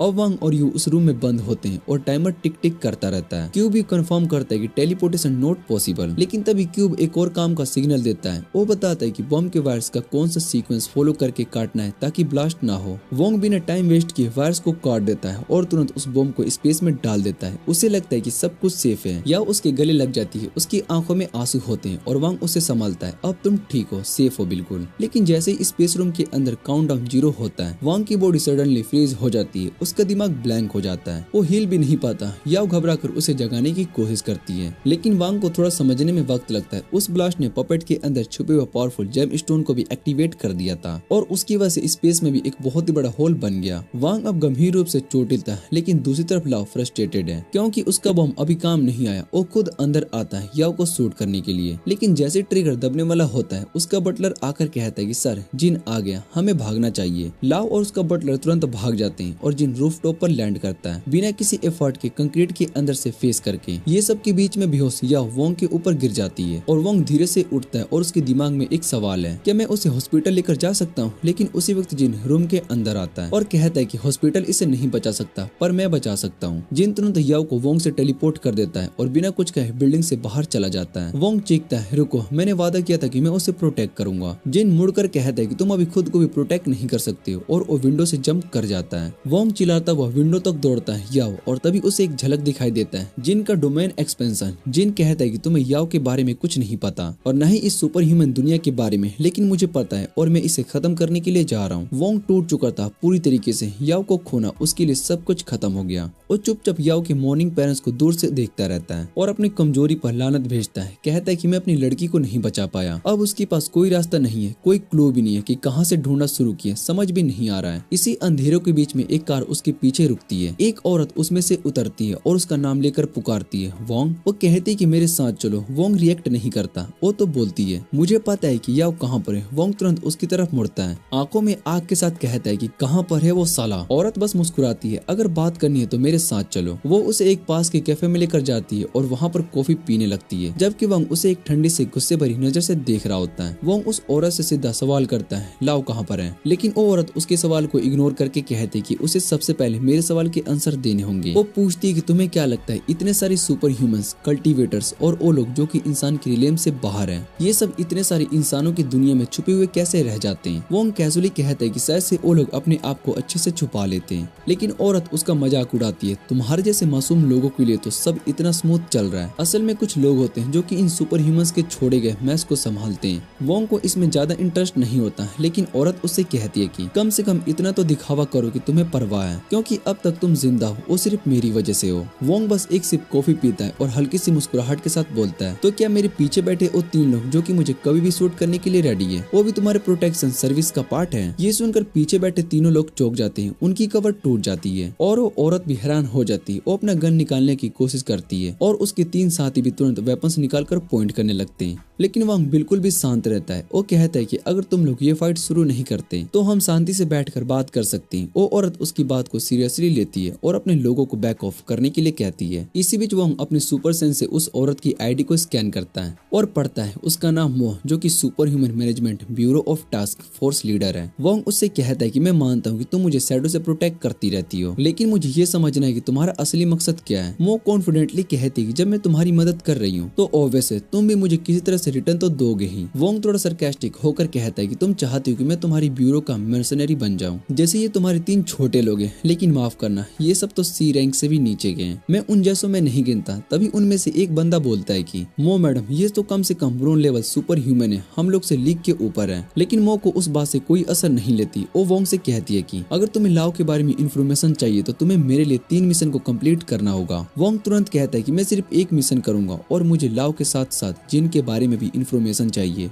मो इस कंडीशन को बिना किसी बार्गेन के एक्सेप्ट कर लेती है। वांग बहुत ही हैरान होता है, लेकिन मो उसे बताती है कि ये मिशन सिर्फ 1 दिन का है और पेमेंट भी काफी अच्छी मिलेगी। लेकिन फिर वांग पूछते है कि मैं तुम पर ट्रस्ट कैसे करूं? ये सुनकर मो थोड़ा ऑफेंड हो जाती है। वो कहती है कि अभी हम दोनों एक शर्त और तमीज वाली बातचीत की ना, बस वही काफी प्रूफ है कि मैं तुम्हारे साइड हूँ। वो लड़की कैफे से निकलती है और वांग सोचते है कि क्या सच में उस पर भरोसा कर सकते हैं, लेकिन उसे पता है कि वही उसका एकमात्र सहारा है याओ के बारे में जो कि जानकारी पाने का है। वांग प्लान बनाता है कि उसका इस्तेमाल करके सुपर ह्यूमन मैनेजमेंट ब्यूरो के अंदर घुस जाएगा, जहाँ से वो पूरी इन्फॉर्मेशन ले लेगा। इसी बीच मो अपनी कार में ट्रैफिक सिग्नल पर रुकती है। उसका ड्राइवर उससे पूछते है, तुम्हें एक खतरनाक आदमी वोंग के साथ डील क्यों की? ये हमारी कंपनी की पॉलिसी के खिलाफ है। मो मुस्कुराते हुए कहती है, बड़े मुनाफे के लिए बड़े रिस्क लेने पड़ते हैं। मैं इतनी एम्बिशियस हूँ कि अपनी जॉब में अटकी नहीं रह सकती। वोंग मेरा टिकट है जिससे मैं ब्यूरो में ऊपर जा सकूंगी। मुझे लगता है कि उसमें पोटेंशियल है, बस हमें उसे अपने फायदे के लिए इस्तेमाल करना है। लेकिन उसे पता नहीं कि वोंग ने अपना क्यूब उसकी कार में छुपा रखा है और वो सब कुछ सुन रहा है जो कि वो कह रही है। वोंग इस बात से नाराज नहीं होता है कि मो उसे मैनिपुलेट कर रही है। वो सोचता है ये सब लोभी लोग इतने आसान है कंट्रोल करने के लिए। तभी ड्राइवर मो से पूछता है, तुम सच में वोंग को लव की लोकेशन बताओगी? मो कहती कि मैं उसे सिर्फ डी लेवल की जानकारी दूंगी। वो बेवकूफ है, उसे पता भी नहीं चलेगा कि वो धोखा खाया। ये सुनते ही वोंग गुस्से से बाहर आ जाता है और वो सोचता है कि मो को दिखाता हूँ कि असली बेवकूफी कौन है। अगले दिन वोंग उस जगह पर जाता है जो कि मो ने असेसमेंट के लिए भेजी थी। मिशन पर जाने से पहले वो वहाँ पर एक सुंदर सा महल देखते हैं जो कि जंगल के बीच में, और वहाँ और भी काफी सारे फाइटर्स मौजूद होते हैं असेसमेंट के लिए। वोंग सोचते है कि ये सब लोग कौन है और कहाँ से आए हैं। तब एक आदमी माइक लेकर आता है और कहता है कि तुम सब यहाँ पर अपने क्लाइंट के बॉडीगार्ड बनने के लिए बुलाए गए हो। बॉडीगार्ड को हमेशा अलर्ट, रिस्पॉन्सिव और स्ट्रॉन्ग होना पड़ता है, तभी वो अपना काम अच्छी तरह से कर पाते, इसलिए तुम्हें इन क्वालिटीज के लिए टेस्ट किया जाएगा। फिर वो दरवाजा खोलता है जो कि पार्टिसिपेंट्स को एक इन हाउस कैसीनो में लेकर जाता है। सबको 5 चिप्स दी जाती है और होस्ट कहता है कि तुम अपनी मर्जी से कोई भी गेम खेल सकते हो इन चिप्स के साथ। जो 10 चिप्स तक पहुंच जाएगा वो अगले राउंड में क्वालिफाइड करेगा, लेकिन लड़ाई या फिर चोरी माना है। सब लोग तुरंत कार्ड गेम खेलना शुरू कर देते हैं, सोचते हैं कि शायद से यहाँ मशीन्स फिक्स्ड होगी, लेकिन वो भी हार जाते हैं। फिर एक आदमी वोंग को बिना किसी वजह के लेक्चर देने लगता है। वोंग को ये एडवाइस पसंद नहीं आती, इसलिए वो वहाँ से दूर चला जाता है अपने लिए कोई और गेम ढूंढने के लिए। वो एक औरत को देखते हैं जो कि क्लासिक कोइन कप के नीचे गेम को खेल रही होती है। वोंग सोचते है कि चलो इस बार मैं ट्राई करता हूँ, लेकिन वही वो पहले वाला आदमी उसके पीछे आता है और वो कहता है कि दोस्त, जब कोई आदमी तुमसे दोस्ती करना चाहता है तो भाग जाना ठीक नहीं होता। वोंग को अब समझ में आता है कि वो आदमी बस उसे धोखा देने की कोशिश कर रहा था। जब उसके ट्रिक्स फेल हो गए तो वो आदमी घबरा गया और वोंग को एक गेम के लिए चैलेंज कर दिया। वोंग खुशी खुशी चैलेंज को एक्सेप्ट कर लेता है और अपनी सारी चिप्स लगा देता है, और वो आदमी भी अपनी चिप्स को लगा देता है। गेम मास्टर एक सिक्का कप्स के नीचे छुपाता है और फिर तेजी से कप्स को इधर उधर घुमाने लगता है। धोखेबाज आदमी लेफ्ट कप पर दाव लगाता है, लेकिन वोंग अपनी सुपर सेंस का यूज करके पता लगाता है कि औरत ने सिक्का अपनी राइट हैंड में छुपा कर रखा हुआ है। वो उससे कहता है कि अपने राइट हैंड दिखाए, लेकिन वो औरत काफी स्किलफुल थी। जल्द ही सिक्का अपनी लेफ्ट हैंड में छुपा लेती है। इससे पहले कि और कुछ पता करे वोंग जोड़ डालता है, दोनों हाथ दिखाए। तब औरत मानती है कि वोंग सही था और उसके पास सच में सिक्का था। और डिक्लेयर करते कि वोंग जीत गया और उसकी चिप्स डबल हो गई है। बाकी पार्टिसिपेंट समझ में नहीं पा रहे थे कि ये सब क्या हो रहा है। धोखेबाज सोचते हैं कि शायद से गेम मास्टर के पास 2 सिक्के हैं, एक कप के नीचे डाला गया होगा, और फिर कोई सीक्रेट डोल खोलकर सिक्का डबल के अंदर गिरा दिया। वो टेबल को ध्यान से चेक करने लगते हैं कि कहीं कोई सीक्रेट कंपार्टमेंट तो नहीं, लेकिन औरत कहती है टेबल रिगेट नहीं है, मेरे पास पूरा वक्त सिर्फ एक सिक्का था। और धोखेबाज कहते हैं कि तुमने अपनी सारी चिप्स हार दी है। वोंग अपनी जीत के साथ घमंड आवाज में वहाँ से चल पड़ता है। कुछ घंटे और टेस्ट के बाद धोखेबाज गुस्से में आ जाता है। 5 पार्टिसिपेंट मिशन के लिए शॉर्ट लिस्ट हो जाते हैं और वोंग उनमें से एक है। जब सब बॉडीगार्ड अपनी जगह पर बैठ जाते हैं, मैनेजर सभी को टेस्ट के पास करने की बधाई देता है और अपने क्लाइंट्स को बुलाता है। मिस्टर पाओ एक मोटा आदमी जिसके दांत एक बक्स बनी जैसे बड़े हैं, कॉन्फिडेंस के साथ रूम में आता है। वो सबको कहता है कि उन्हें इज्जत समझनी चाहिए क्योंकि उन्होंने रात की पार्टी के लिए उसके बॉडीगार्ड बनने का मौका जीता है। वो कहता है कि अच्छा काम करो, अगर मैं इम्प्रेस हुआ तो रिवॉर्ड भी दूंगा अच्छा वाला। फिर वो अपने मैनेजर को बाकी सभी काम संभालने को कहता है और धीरे धीरे रूम से निकल जाता है। मैनेजर सबको बताता है कि पाओ ने ऑलरेडी उनके बैंक अकाउंट में 3 मिलियन यूएन का एडवांस ट्रांसफर कर दिया है और मिशन कंप्लीट होने के बाद बाकी सभी पैसे भी मिलेंगे। वांग अपनी सीट से उछल पड़ता है और मैनेजर से पूछते हैं क्या ये एडवांस अकाउंट सच है। मैनेजर फिर से कंफर्म करता है हाँ 3 मिलियन यूएन, और तुम्हारी एजेंट मो ने पैसे रिसीव कर लिए। वोंग को तब समझ में आता है कि उसे मो ने कितना बड़ा धोखा दिया है, क्योंकि मो ने कहा था कि जॉब के लिए सिर्फ 50,000 ही मिलेंगे। वो गुस्से में बदुआ देता है, लेकिन मैनेजर उसे इग्नोर कर देता है। मैनेजर सभी को तैयार होने के लिए कहता है क्योंकि पार्टी 6 घंटे में शुरू होने वाली है। जल्दी सभी बॉडीगार्ड्स उनके डेस्टिनेशन पर आ जाते हैं और असिस्टेंट उन्हें जरूरी इन्फॉर्मेशन बताते हैं। वो लड़की जो कि वोंग को घुमा रही होती है उससे कहती है कि उनके बॉस का असली मकसद पार्टी में होने वाली अवसर में हिस्सा लेना है। वो एक पुरानी और अजीब सा मास्क चाहता है। वोंग फाइल पढ़ते हुए उसकी बातों को सुन लेता है। तभी उसकी नजर एक अजीब से क्रिस्टल क्यूब की फोटो पर पड़ती है जो कि उसका इंटरेस्ट जगाती है। वो लड़की को वो फोटो दिखाता है और वो कहता है कि इस क्यूब को ओविडियन इंसेंस कहते हैं, ये एविएशन का एक इम्पोर्टेंट आइटम है। वोंग को वो नाम सुनते ही अपना पुराना वो वक्त याद आता है जब एक्सप्लोजन के साथ वो बेहोश होने वाला था। तब क्यूब ने उसे ओविडियन नाम चुपके से बोला था।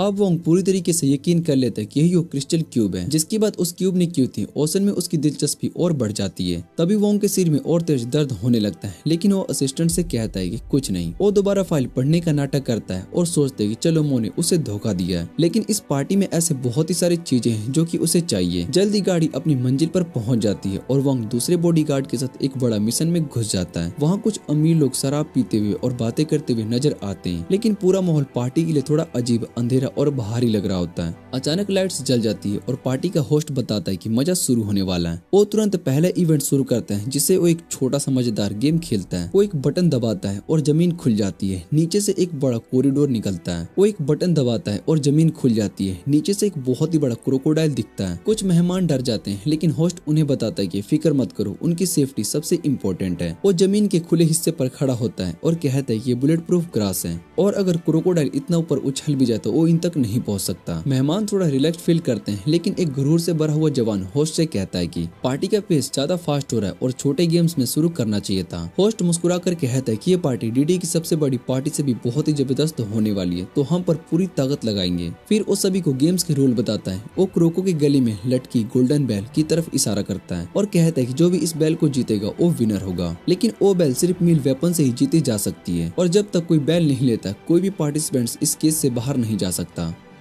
वोंग ये सुनते ही घबरा जाता है। उसे अब समझ में आता है कि वो यहाँ पर किसी का बॉडीगार्ड बनने के तौर पर नहीं, बल्कि एक ग्लैडिएटर बनकर आया होता है जो कि सिर्फ कुछ अमीर हरामियों का मनोरंजन बनने वाला है। लेकिन होस्ट अनाउंस करता है कि जो भी पहला गेम जीतेगा उसे पहले रिवॉर्ड में 1 टन गोल्ड ब्रिक्स दिए जाएंगे। एक बंदा रिवॉर्ड सुनते ही बहुत ही एक्साइटेड हो जाता है और बिना सोचे समझे वॉलंटियर करता है। हाथ में सिर्फ एक स्पेयर और शील्ड लेकर वो केज के अंदर चला जाता है। वो चुपचाप क्रोकोडाइल की तरफ बढ़ता है, लेकिन बिल्कुल लास्ट मोमेंट पर वो एकदम से चिल्लाने लगता है जैसे कोई पागल हो गया हो और सीधा उस क्रोकोडाइल पर चार्ज करता है। क्रोकोडाइल तुरंत रिएक्ट करता है और एक ही सेकंड में उसे पकड़कर जमीन पर गिरा देता है और जिंदा चबा जाता है। जब बंदा दर्द से चीखता है तो सारे अमीर लोग उस पर हंसने लगते हैं। बंदा कॉन्फिडेंट बन रहा था और निकला एकदम पगलू, लेकिन वोंग समझ जाता है कि वो बंदा कमजोर नहीं था, कुछ तो गड़बड़ है उस क्रोकोडाइल में। और तभी होस्ट खुद कंफर्म करता है कि ये कोई नॉर्मल क्रोकोडाइल नहीं है, ये हमने लैब में जेनेटिकली मॉडिफाई किया है। स्पीड और स्ट्रेंथ दोनों अपग्रेड है। वो फिर से रिवॉर्ड बढ़ा देता है और बाकी लोगों को लालच देने लगता है। इस बार कोई भी वॉलंटियर नहीं करता और तभी एक अमीर आदमी अपने बॉडीगार्ड को ऑर्डर देता है तू जा, और वो बॉडीगार्ड बिना कुछ बोले केज में चला जाता है और हाथ में जितने स्पेयर्स उठा सकता उतने उठा लेता है। वोंग ये देखकर सिर पकड़ लेता है। ये लोग इतने बेवकूफ और लालची कैसे हो सकते हैं? क्या उन्हें दिख नहीं रहा है कि इस क्रोकोडाइल से कोई नहीं जीत सकता?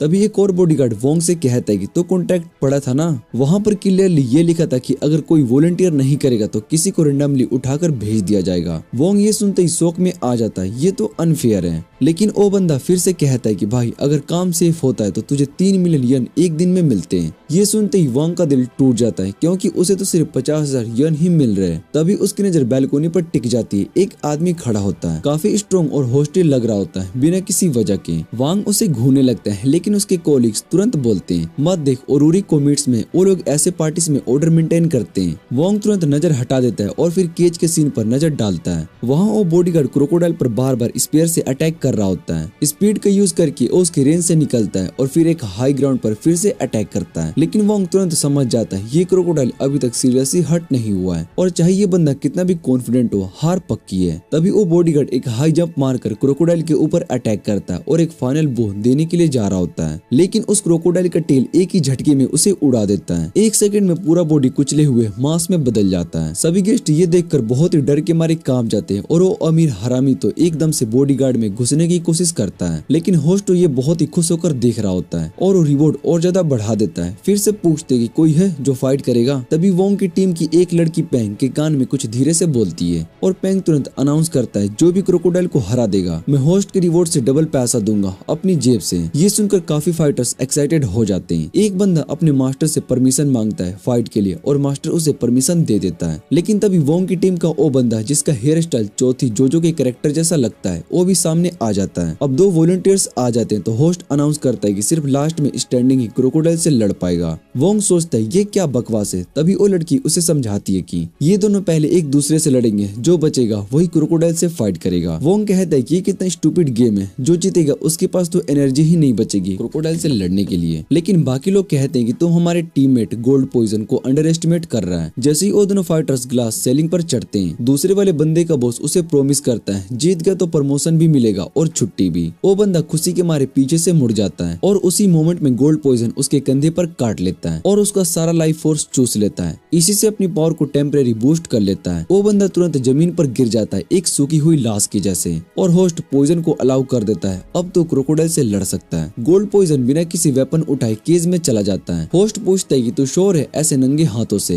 वो कामली बोलता है कि जब क्रोकोडाइल के पास वेपन नहीं है तो मुझे भी अनफेयर एडवांटेज नहीं लेना चाहिए। वो आराम से बीस्ट की तरफ चलने लगता है और जो लोग तेज दिमाग वाले होते हैं वो फील करते हैं कि कुछ तो अजीब है। सिर्फ वोंग नोटिस करता है कि गोल्ड पॉइजन धीरे से अपनी उंगलियों को रब कर रहा है और हल्की सी गोल्डन डस्ट हवा में छोड़ रहा है। वोंग को भी समझ में आता है कि ये क्या कर रहा है, लेकिन वो बस देखता रहता है। गोल्ड पॉइजन इंतजार करता है पहला मूव क्रोकोडाइल करे। बीस्ट उस पर सीधा चार्ज करता है लेकिन एक ही अटैक में उसे मार देने के लिए, लेकिन गोल्ड पॉइजन एक ही जंप में उस पर चढ़ जाता है और सीधा उसके सिर पर बैठ जाता है। फिर वो झुकता है और जेंटली उस क्रोकोडाइल के हेड पर एक किस कर देता है। सब कंफ्यूज हो जाते हैं ये क्या कर रहा है। क्रोकोडाइल भी शांत हो जाता है, लेकिन तभी गोल्ड पॉइजन एकदम से जंप करता है और उसी मोमेंट में क्रोकोडाइल का सर उड़ जाता है। खून हर तरफ बिखर जाता है और एक गोल्डन बेल सीधा गोल्ड पॉइजन के पैर के पास गिरती है। सब लोग एकदम से शॉक रह जाते हैं और वोंग फाइनली समझ जाता है कि गोल्ड पॉइजन की स्पीड बी रैंक फाइटर के बराबर है और उसकी टेक्निक्स भी काफी मिस्टीरियस है। गोल्ड पॉइजन आराम से वो बेल उठाता है और कॉन्फिडेंटली होस्ट के पास जाकर उसे दे देता है। होस्ट थोड़ा सा डिसअपॉइंटेड होता है, उसे लगता है कि क्रोकोडाइल को और थोड़ा फाइट करेगा, लेकिन फिर भी वो गोल्ड पॉइजन की तारीफ करता है। टुनाइट का पहला चैंपियन मिल गया। वो पूछता है कि रिवॉर्ड अभी चाहिए या फिर बाद में। गोल्ड पॉइजन कामली कहता है कि चुपचाप बाद में डिलीवर कर देना, मैं ज्यादा अटेंशन नहीं चाहता। पैंग तो खुशी के मारे टोस्ट उठाता है, उसे लगता है कि उसकी टीम ने पहला गेम जीत लिया, लेकिन बाकी अमीर हरामी लोग बहुत ही खुश नहीं होते। एक डूसबैग तो होस्ट से पूछ लेता है कि बस यही था तेरा बेस्ट। होस्ट मुस्कुराता है और बोलता है अभी तो मजा शुरू हुआ है, आगे और भी है। इसी बीच केज को साफ कर दिया जाता है और नई बीस्ट लाने की तैयारी शुरू हो जाती है और डूसबैग से फिर से एटीट्यूड से बोलता है कि वेटरन जैसे हमें सब कुछ देख लिया है, लेकिन होस्ट कामली बोलता है कि नहीं तुम गलत हो।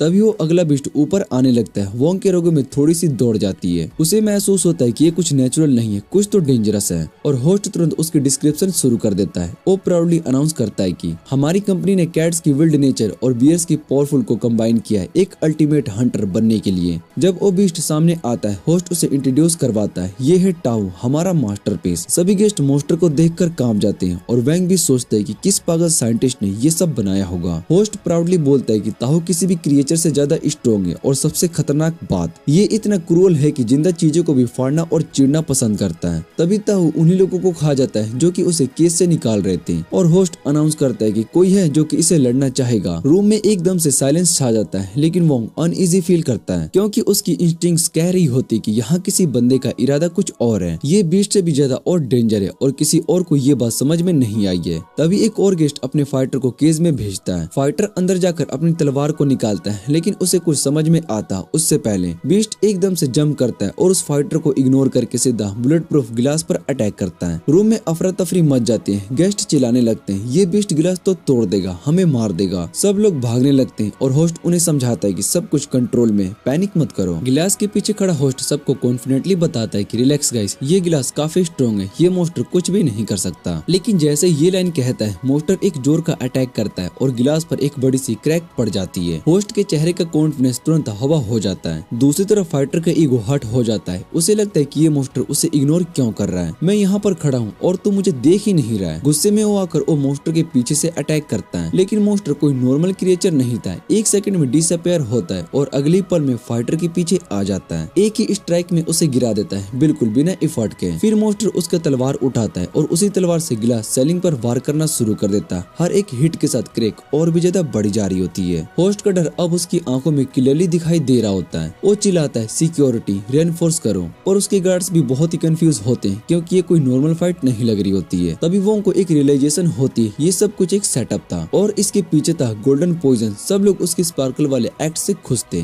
लेकिन सिर्फ वोंग ने उस वक्त नोटिस किया था जब उसने केज में वो गोल्डन पाउडर स्प्रे किया था। वोंग को लगा था कि उस पाउडर का टारगेट क्रोक था, लेकिन अब समझ में आता है कि ये सब मोस्टर को मदद देने के लिए था। और फिर मोस्टर एक आखिरी जोर से हिट करता है और गिलास को तोड़कर बाहर आ जाता है। पूरे हॉल में अफरा तफरी मच जाती है। ट्रैप डोर उसके नीचे बंद हो जाता है। होस्ट पैनिक में ऑर्डर देता है कि इसे रोको, क्या कर रहे हो तुम लोग, पर उसके गार्ड्स उससे पहले ही भाग चुके होते हैं क्योंकि जितने भी पैसे मिल रहे थे वो इस जान के खतरे के लायक नहीं थे। मोस्टर सीधा होस्ट की तरफ लीप करता है, लेकिन एक बंडाना पहने हुए बंदा बीच में आता है और एक सॉलिड किक मारकर मोस्टर शूटर को दूर फेंक देता है। होस्ट जमीन पर गिरता है, कांप रहा होता है। वो उस बंदे वाले को थैंक्स कहता है जिसका नाम होता है मुओंग। वो मुओंग से रिक्वेस्ट करता है कि अंदर गन्स अलाउ करे, हमारे पास और कोई ऑप्शन नहीं है, होस्ट कहता है। लेकिन मुओंग मना कर देता है, गन से सिर्फ सिचुएशन और खराब होगी। बाकी कुछ गेस्ट अभी भी जो हॉल में बैठे हुए, उनके चेहरे पर डर क्लियरली दिखाई दे रहा होता है। कुछ लोग तो लिटरली रो रहे होते हैं, पर वोंग के दिमाग में कुछ और ही चल रहा होता है। उसे लगता है कि ये परफेक्ट चांस है उस डोजबग को टारगेट करने का, क्योंकि लाव से वो कनेक्टेड है। वोंग धीरे धीरे उसकी तरफ बढ़ता है, लेकिन तभी ऑर्डर मेंटेनिंग ऑर्गेनाइजेशन फाइटर वहां पर आ जाते हैं। एक उनमें से वोंग को रोकता है। वो कामली कहते हैं कि सब शांति बनाए रखें, मोस्टर से हम निपट लेंगे। वोंग बस क्वाइटली एग्री करता है और वहां से वॉक अवे करके चला जाता है। अंदर से कुछ और प्लान कर रहा होता है, और तभी सबसे साइलेंट बंदा, जो कि अभी तक ब्लाइंडफोल्ड में क्वाइटली खड़ा था, एक ही पंच में मोस्टर के स्कल को क्रश कर देता है। सब लोग शौक में देखते रह जाते हैं। उसका पार्टनर कामली अनाउंस करता है, सब ठीक है अब। सब लोग पार्टी कंटिन्यू करते हैं विदाउट एनी टेंशन। मोस्टर की इजीली मर जाने के बाद वोंग थोड़ा कंफ्यूज हो जाता है। उसे लगता था कि जिसने भी ये सब प्लान किया था वो इतना बेसिक प्लान तो नहीं बनाएगा, ये तो बहुत ही ज्यादा वीक था, ये तो सिर्फ एक डिस्ट्रैक्शन लग रहा था। और तभी उसे रियलाइज होता है कि उसकी टीम का एक मेंबर मिसिंग है। वो शौक में सोचता है कि नो,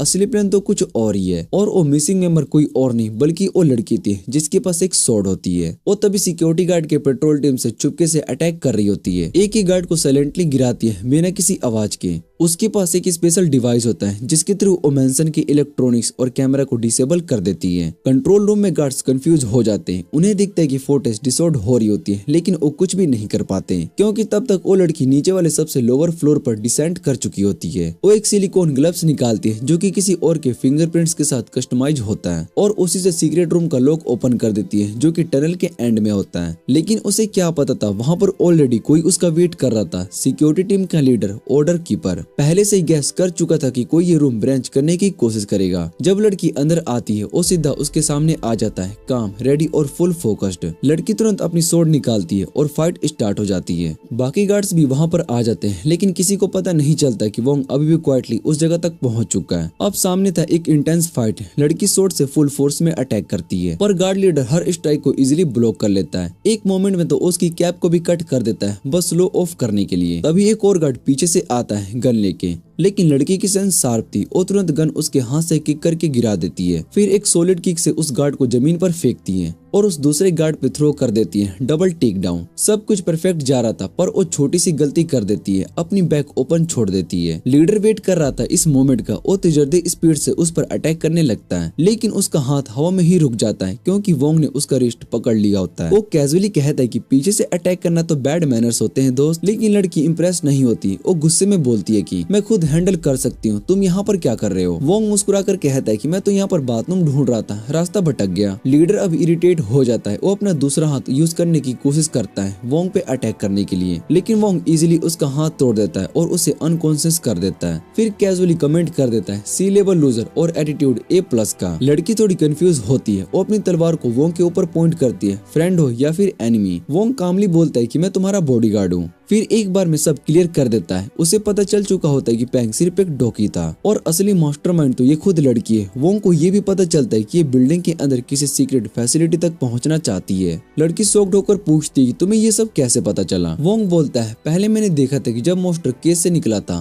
पैंग उसके सामने खड़ा था। मुझे नहीं लगा कि बॉस खुद खतरा लेने को खड़ा होगा जबकि उसके पास बॉडीगार्ड्स हैं। तब समझ में आया कि जो प्रोटेक्शन चाहिए वो एक्चुअली उसके लिए नहीं था। लड़की थोड़ी टेंशन में कहती कि अब बात करना बेकार है, गार्ड्स ने पीस कीपर को अलर्ट कर दिया होगा, वो बस 2 मिनट में यहाँ पर पहुँच जाएंगे। वोंग सोचता है कि 2 मिनट तो मिशन कंप्लीट करने के लिए काफी है, और बिना टाइम वेस्ट किए वो सीधा ट्रेजर वॉलेट में घुस जाता है। लड़की थोड़ी हेजिटेट है पर वो पीछे पीछे चली जाती है। वॉल्ट में जाकर दोनों को एकदम खाली जगह मिलती है। लड़की कहती है कि होस्ट ने ट्रेजर ऐसी जगह पर छुपा रखा होगा जहाँ पर हम कभी पहुँच ही नहीं सकते, पर वोंग कॉन्फिडेंट है, मैं तो ट्रेजर ढूंढ लूंगा। फिर लड़की से एक कंडीशन रखता है, बस ये बताओ कि कैसे इस रूम से जिंदा निकलना है। तभी वोंग को डेंजर का एहसास होता है। वो लड़की को जल्दी से डोर अवे से बाहर ले जाता है। बाहर गार्ड लोग शूटिंग शुरू कर देते हैं। उनके साथ 3 पीस कीपर भी होते हैं। विप वाली मम्मी वांग और लड़की को बोलती है कि बाहर आओ वरना तुम दोनों को नुकसान हो सकता है। मम्मी एक फ्लैश बैंग फेंकने वाली होती है पर वोंग एंटीसिपेट कर लेता है, अपने स्पेस रूम से बेसबॉल बैट निकालता है और फ्लैश बैंग को वापस उनकी तरफ मार देता है। गार्ड्स ब्लाइंड हो जाते हैं। वोंग और लड़की भागकर दूर निकलने की कोशिश करते हैं पर पीस कीपर फिर से उन्हें कॉर्नर कर लेते हैं और विप वाली मम्मी लड़की बिजी रखती है। वैंग को ब्लाइंड फोल्डेड वन पंच मैन का सामना करना पड़ता है और दूसरा बंदा बेल्डी वोंग को वॉल से टकरा देता है। वोंग थोड़ी देर के लिए रुक जाता है, तब बेल्डी पीछे से मुंह पर अटैक कर देता है। वो घूमने का टाइम भी नहीं पाती और बिल्डी उससे पंच मारकर वॉल से टकरा देता है। मोमी आती है और कहती है कि तुम्हारा मिशन अब खत्म हुआ, पर वोंग तुरंत कहते हैं कि 3 बी रैंक फाइटर्स मिलके मुझ पर अटैक कर रहे हैं, ये तो बहुत ही अनफेयर है। विप वाली मोमी को ये सब की परवाह नहीं होती है और वो वोंग को खत्म करने के लिए रेडी हो जाती है। तब वैंग एक ग्रेनेड को जमीन पर फेंकता है जो कि देखने में असली लगता है। मोमी रिफ्लेक्स से अपना फेस कवर करती है पर जब कुछ भी नहीं होता तो समझ जाती है कि ग्रेनेड फेक था, लेकिन बस यही थोड़ा सा वक्त था वैंग और मोमो को बचाने के लिए काफी होता है। वो पीस कीपर से बचकर एक सिक्योरिटी गेट के पीछे छिप जाते हैं। गेट बंद होने के बाद दोनों एक स्टोर रूम तक पहुंच जाते हैं जहां पर वो सेंस कर लेते हैं और थोड़ा रेस्ट कर लेते हैं। वोंग कहता है हमें जल्दी से कोई प्लान बनाना पड़ेगा, इन कीपर्स को कैसे हराना है। वो मोमो से पूछते तुम ठीक हो, बल्डी का पंच काफी हार्ड था। मोमो कहती है हाँ मैं ठीक हूँ, पर वो वोंग से पूछती है कि अगर तुम अकेले होते तो क्या तुम यहाँ से बचकर भाग पाते। वोंग फिंग जवाब देता है नहीं, मैं यहाँ पर इसलिए आया हूँ क्योंकि मुझे लाओ नाम के एक आदमी के बारे में इंफॉर्मेशन चाहिए, उसके लिए मैं कोई भी रिस्क लेने के लिए तैयार हूँ। वो थोड़ी सी क्यूरियस होती है पर वोंग के पास अपनी बैक स्टोरी बताने का टाइम नहीं होता। वो कहता है कि पीस कीपर जल्दी से उन्हें ढूंढ लेंगे और उससे अच्छा कि उनका सामना सीधा करे। फिर वो बाहर निकलता है और 3 पीस कीपर को रोक लेता है जो कि थोड़ा सरप्राइज होते कि वो उसके साथ नहीं है। वोंग रिलैक्स तरीके से कहते कि वो कमजोर लड़की उसके लिए सिर्फ रुकावट बनेगी और वो अकेला ही अच्छा है, फाइट कर सकता है। तब मोमी अपनी टीम की एक एवरेज जो से कहती है कि वो जल्दी से लड़की का पता लगाए और वो तुरंत भाग जाता है। मोमी वोंग से सरेंडर करने के लिए कहती है पर तभी अचानक से उसके सिर की छत कट जाती है और मोमी वहाँ से जम करके आती है जिसे देखकर वो सरप्राइज हो जाती है। वो बहुत ही जोर से बिना किसी दया के अटैक करती है और जब बेल्डी पीछे से अटैक करने लगता है तब वोंग एक ही पंच में उसको हरा देता है। लड़की अपने टीममेट को गिरते देख थोड़ी सी डिस्ट्रैक्ट हो जाती है और उस मौके पर मुंह उसे किक मारकर नीचे गिरा देती है। वोंग मुंह से कहती है कि अब बैकअप आने से पहले भागना चाहिए। वो उसे ट्रेजर रूम तक लेकर जाता है और वहाँ की दीवार तोड़कर अंदर चला जाता है। मुंह उसकी ताकत को देखकर बहुत ही हैरान हो जाती है पर साथ ही क्यूरियस भी होती है कि वो पहले अपनी ताकत को क्यों नहीं दिखा रहा था। वैंग जवाब नहीं देता है। वो दोनों ट्रेजर रूम में अपनी पसंद की चीजें ढूंढने लगते हैं। मुंह जल्दी एक पुराना स्क्रोल को ढूंढ लेती है जो कि वो ढूंढ रही थी और उसे अपना समझ लेती है, पर वैंग को एक स्क्रोल या फिर बुक्स में कोई इंटरेस्ट नहीं होता क्योंकि वो सिर्फ ऑडियो बुक्स ही सुनता है। तभी उसको वो ऑब्सिडियन क्यूब मिलता है जो कि वो ढूंढ रहा था और उसे ले लेता है। फिर मुंह उसको ट्रेजर रूम में नीचे वाले फ्लोर पर लेकर जाती है जहाँ एक सीक्रेट जेनेटिक इंजीनियरिंग लैब होता है। वो वैंग को बताते हैं कि वो ड्रेनेज पाइप से बिल्डिंग के नीचे निकल सकते हैं, पर ये क्यों जानती है वो ये नहीं बताते। दूसरी तरफ 2 पीस कीपर उठ जाते हैं और तीसरा बंदा वापस आता है। जब वो उन्हें मदद करता है तो उनका बॉस वहाँ पर आता है और तीनों पर नजर होता है, पर फिर भी उन्हें मिशन पूरा करने के लिए कहता है और कुछ मिस्टीरियस नैली गोली खाने का ऑर्डर देता है। वही वैंग और मुंह एलिवेटर के नीचे वाले फ्लोर पर आ जाते हैं। वैंग मुंह से पूछते कि वो सीधा नीचे वाले फ्लोर पर क्यों नहीं जाती, पर मुंह कहती कि उसका यहाँ पर कोई काम नहीं है और अगर वो चाहे तो यहाँ से जा सकता है। पर वैंग कहता है कि वो आज से उसका बॉडीगार्ड है और अपना काम करेगा क्योंकि उसे पेमेंट मिल रही है। तभी वो नेक्स्ट फ्लोर पर पहुँचते हैं और मुंह वैंग से साइड जाने को कहती है क्योंकि वो बाहर फाइट के लिए पोजीशन लेती है। वहाँ पर कुछ आर्मेड गार्ड्स रेडी होते हैं इंट्रूडर्स को रोकने के लिए, और जैसे ही एलिवेटर का दरवाजा खुलता है वो लोग शूटिंग शुरू कर देते हैं। किस्मत से मुंह ने ये सब पहले ही सोच लिया था, इसलिए वो जल्दी से उन सबको निपटा देती है। वोंग इस बात से बहुत ही इम्प्रेस्ड होता है, पर मुंह उसे बताते कि अब उनके पास बिल्कुल भी टाइम बर्बाद करने के लिए नहीं है। वो अपने हाथ में एक मैप दिखाते हैं जिस पर जिस फ्लोर पर वो है उनका नक्शा बना होता है और अपनी अगली मंजिल की तरफ पॉइंट करती है। वो मंजिल फ्लोर के बीच में। मुंह कहती है जब हम अपना काम वहाँ पर कर लेंगे तब हम ईस्ट की तरफ निकलेंगे, वहाँ एलिवेटर्स मिलेंगे और उनके थ्रू हम स्वीर तक लेकर जा सकते हैं। वैंग प्लान से एग्री करता है पर वो थोड़ा सा गड़बड़ कर जाता है और गलत डायरेक्शन में भागने लगता है क्योंकि वो थोड़ा सा इडियट है और मैप्स पढ़ना नहीं जानता। फिर भी वो मुंह के पीछे सही रास्ते पर आ जाता है और जल्दी उनके सामने जमीन पर खून का ट्रेल दिखाई देता है। वोंग का दिल टाइट हो जाता है, उसे कुछ भी अच्छा नहीं लगता है इस खून को देखकर, लेकिन वो सीधा उस डोर की तरफ बढ़ती है और अपने ग्लास पर लगे स्पेशल फिंगरप्रिंट से डोर को खोल देती है। वोंग कहता है यहाँ इतना खतरनाक जगह पर हम अपना टाइम वेस्ट क्यों कर रहे हैं। मुंह उसको रोक कर कहते कि ये मेरा मिशन का एक इम्पोर्टेंट हिस्सा है, हम यहाँ जरूर आएंगे। जब डोर खुलता है तो वोंग और मुंह खुद को एक कॉन्टिनेंट फैसिलिटी में पाते हैं। ये वही बायोजेनेटिक रिसर्च इंस्टीट्यूट है जिसको होस्ट चलाता था। वो जगह मोस्टर से भरी हुई है। वोंग फिर से मुंह को कहता है कि चलो यहाँ से निकलते हैं, पर मुंह चुप होकर कहती कि तुम अपना बॉडीगार्ड का काम कर सकते हो या फिर यहाँ से जा सकते हो, पर मैं अपने मिशन के एंड तक जाऊंगी। वो दोनों दोनों धीरे धीरे उस कमरे में आगे बढ़ते हैं तो वोंग पूछते हैं कि ये जगह क्या है। मू बताती है कि biogenetic research institute living creature को मॉडिफाई करता है ताकि वो सबसे मजबूत बायोलॉजिकल वेपन्स बना सके। वो आगे समझाती कि रिसर्च वालों को लगता है कि वो गॉड है, पर उन्हें अपने कामों का रिस्क का पता नहीं होता है। सब कुछ इसलिए क्योंकि उन्हें ह्यूमैनिटी पर भरोसा नहीं है। फिर वो सामने वाले दरवाजे को खोलती है और वोंग को कहती है कि असली बुराई तो इस जगह के अंदर छिपी हुई है। वो दरवाजा उन्हें लैब के सबसे अंदर हिस्से वाले में लेकर जाता है, जहाँ एक साइंटिस्ट कुछ हाइब्रिड क्रिएचर को बड़े बड़े गिलास कैप्सूल्स में स्टडी कर रहा होता है। साइंटिस्ट मुंह को ग्रेट करता है, कहता है कि प्रोफेसर तुम्हारा इंतजार कर रहे थे, अब तुम फाइनली आ गई हो।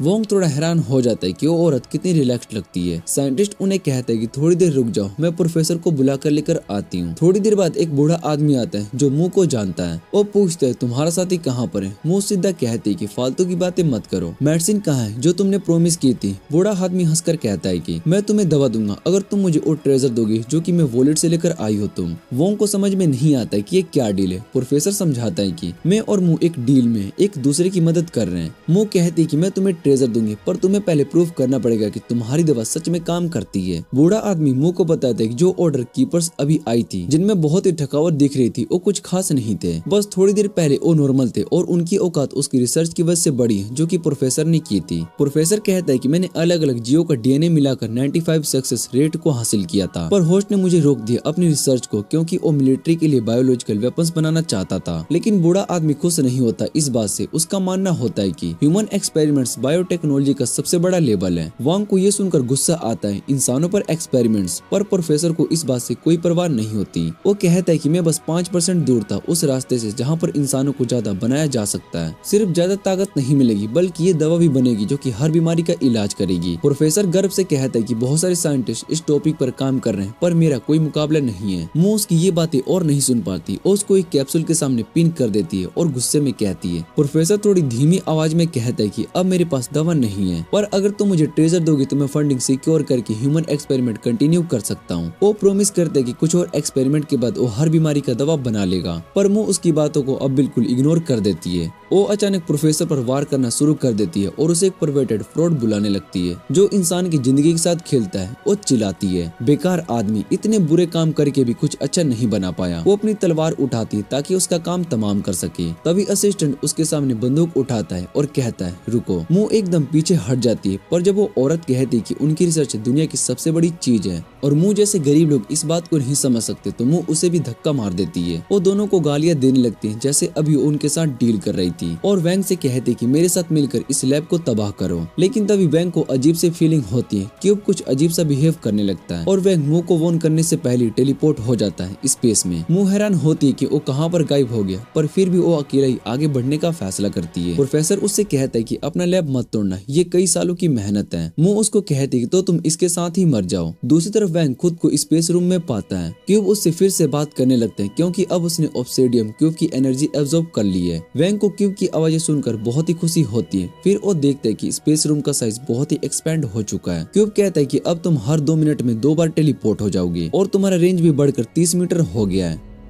वोंग अपने टेलीपोर्टेशन से इतना पावरफुल हो गया कि वो अपने डबल से भारी चीजें भी लेकर जा सकता है। उसकी सुपर सेंस की रेंज भी काफी बढ़ गई होती है। तभी वो क्यूब उसे बताता है कि उसके पास एक नई स्किल आ गई है, डिवाइन बेस्टो। इस स्किल से वो जो पावर जेम्स को एब्जॉर्ब करता है वो उसे दूसरों को भी ट्रांसफर कर सकता है, सिर्फ खुद के लिए नहीं। फिर क्यूब उसको टेलीपोर्ट करते हुए बाहर लेकर जाता है और वोंग को अपना बैलेंस मेंटेन करना मुश्किल लग रहा होता है। दूसरी तरफ मुंह लैब के बाहर स्टोर रूम में बंद हुए क्रिएचर्स को आजाद कर रही होती है। तभी 3 ऑर्डर कीपर्स वहाँ पर आ जाते हैं और उसको ढूंढने के लिए, लेकिन अचानक बैट मॉन्स्टर अटैक कर देते हैं। सब पहले तो पैनिक करते हैं, लेकिन वो लोग जो कि पहले स्ट्रेंज पिल्स ले चुके थे उनमें से एक नॉर्मी लड़का फायर पावर यूज करता है और बैट मॉन्स्टर को आग लगा देता है। मोमी काफी पैरानॉइड होती है, हर चीज को लेकर हमेशा अलर्ट रहती है। बेल्डी तो अपनी जिंदगी से ज्यादा पावर के चक्कर में अपना दिमाग खो बैठा है। नॉर्मी सबको बोलता है कि उसके पास नए पावर्स हैं, इसलिए वो मॉन्स्टर को इजीली हराएंगे। सब उसके पीछे चलने के लिए तैयार हो जाते हैं, लेकिन तभी एक मॉन्स्टर ऊपर से उन पर जंप कर देता है। नॉर्मी के पास अपने आप को बचाने का टाइम नहीं होता और लिजार्ड डॉग हाइब्रिड मॉन्स्टर उसको तुरंत मार देता है। गार्ड्स मॉन्स्टर पर गोली चलाते हैं, लेकिन मॉन्स्टर की मोटी स्किन से गोली बाउंस हो जाती है। वो वॉल पर चढ़ जाता है और गार्ड को अपनी जान से पकड़ने की कोशिश कोशिश करता है। तभी मोमी अपनी व्हिप से मॉन्स्टर को रोक देती है और वो सबको खींचकर अपनी तरफ ले आती है और बेल्डी पूरी ताकत से अटैक करता है, मॉन्स्टर में छेद कर देता है। मू जब आगे बढ़ती है तो रास्ते में डेड एंड आ जाता है। वो सोचती है कि शायद से उसका मैप गलत है। तभी पीछे से उस पर कोई अटैक कर देता है। लकी है कि मू अपनी क्विक रिफ्लेक्स से अटैक को रोक लेती है और देखती कि वो 2 ऑर्डर कीपर्स होते हैं जो कि नोटिस करते कि उन्हें मॉन्स्टर फाइट में थोड़ी सी चोट लगी होती है, तो थोड़ा मजाक भी कर देती है। सोचा था कि तुम लोग ज्यादा स्ट्रगल करोगे। मॉमी को ये बात पसंद नहीं आती। वो गुस्से में आकर अटैक कर देती है। वो सब अटैक्स को ब्लॉक कर लेता है और फिर क्लोज जाकर काउंटर अटैक करने लगता है। लेकिन व्हिप वाली औरत अपने नाइफ निकाल लेती है और दोनों बाहर फाइट करने लगते हैं। वो एक दूसरे को थोड़ा मारते हैं पर ज्यादा डैमेज नहीं होता।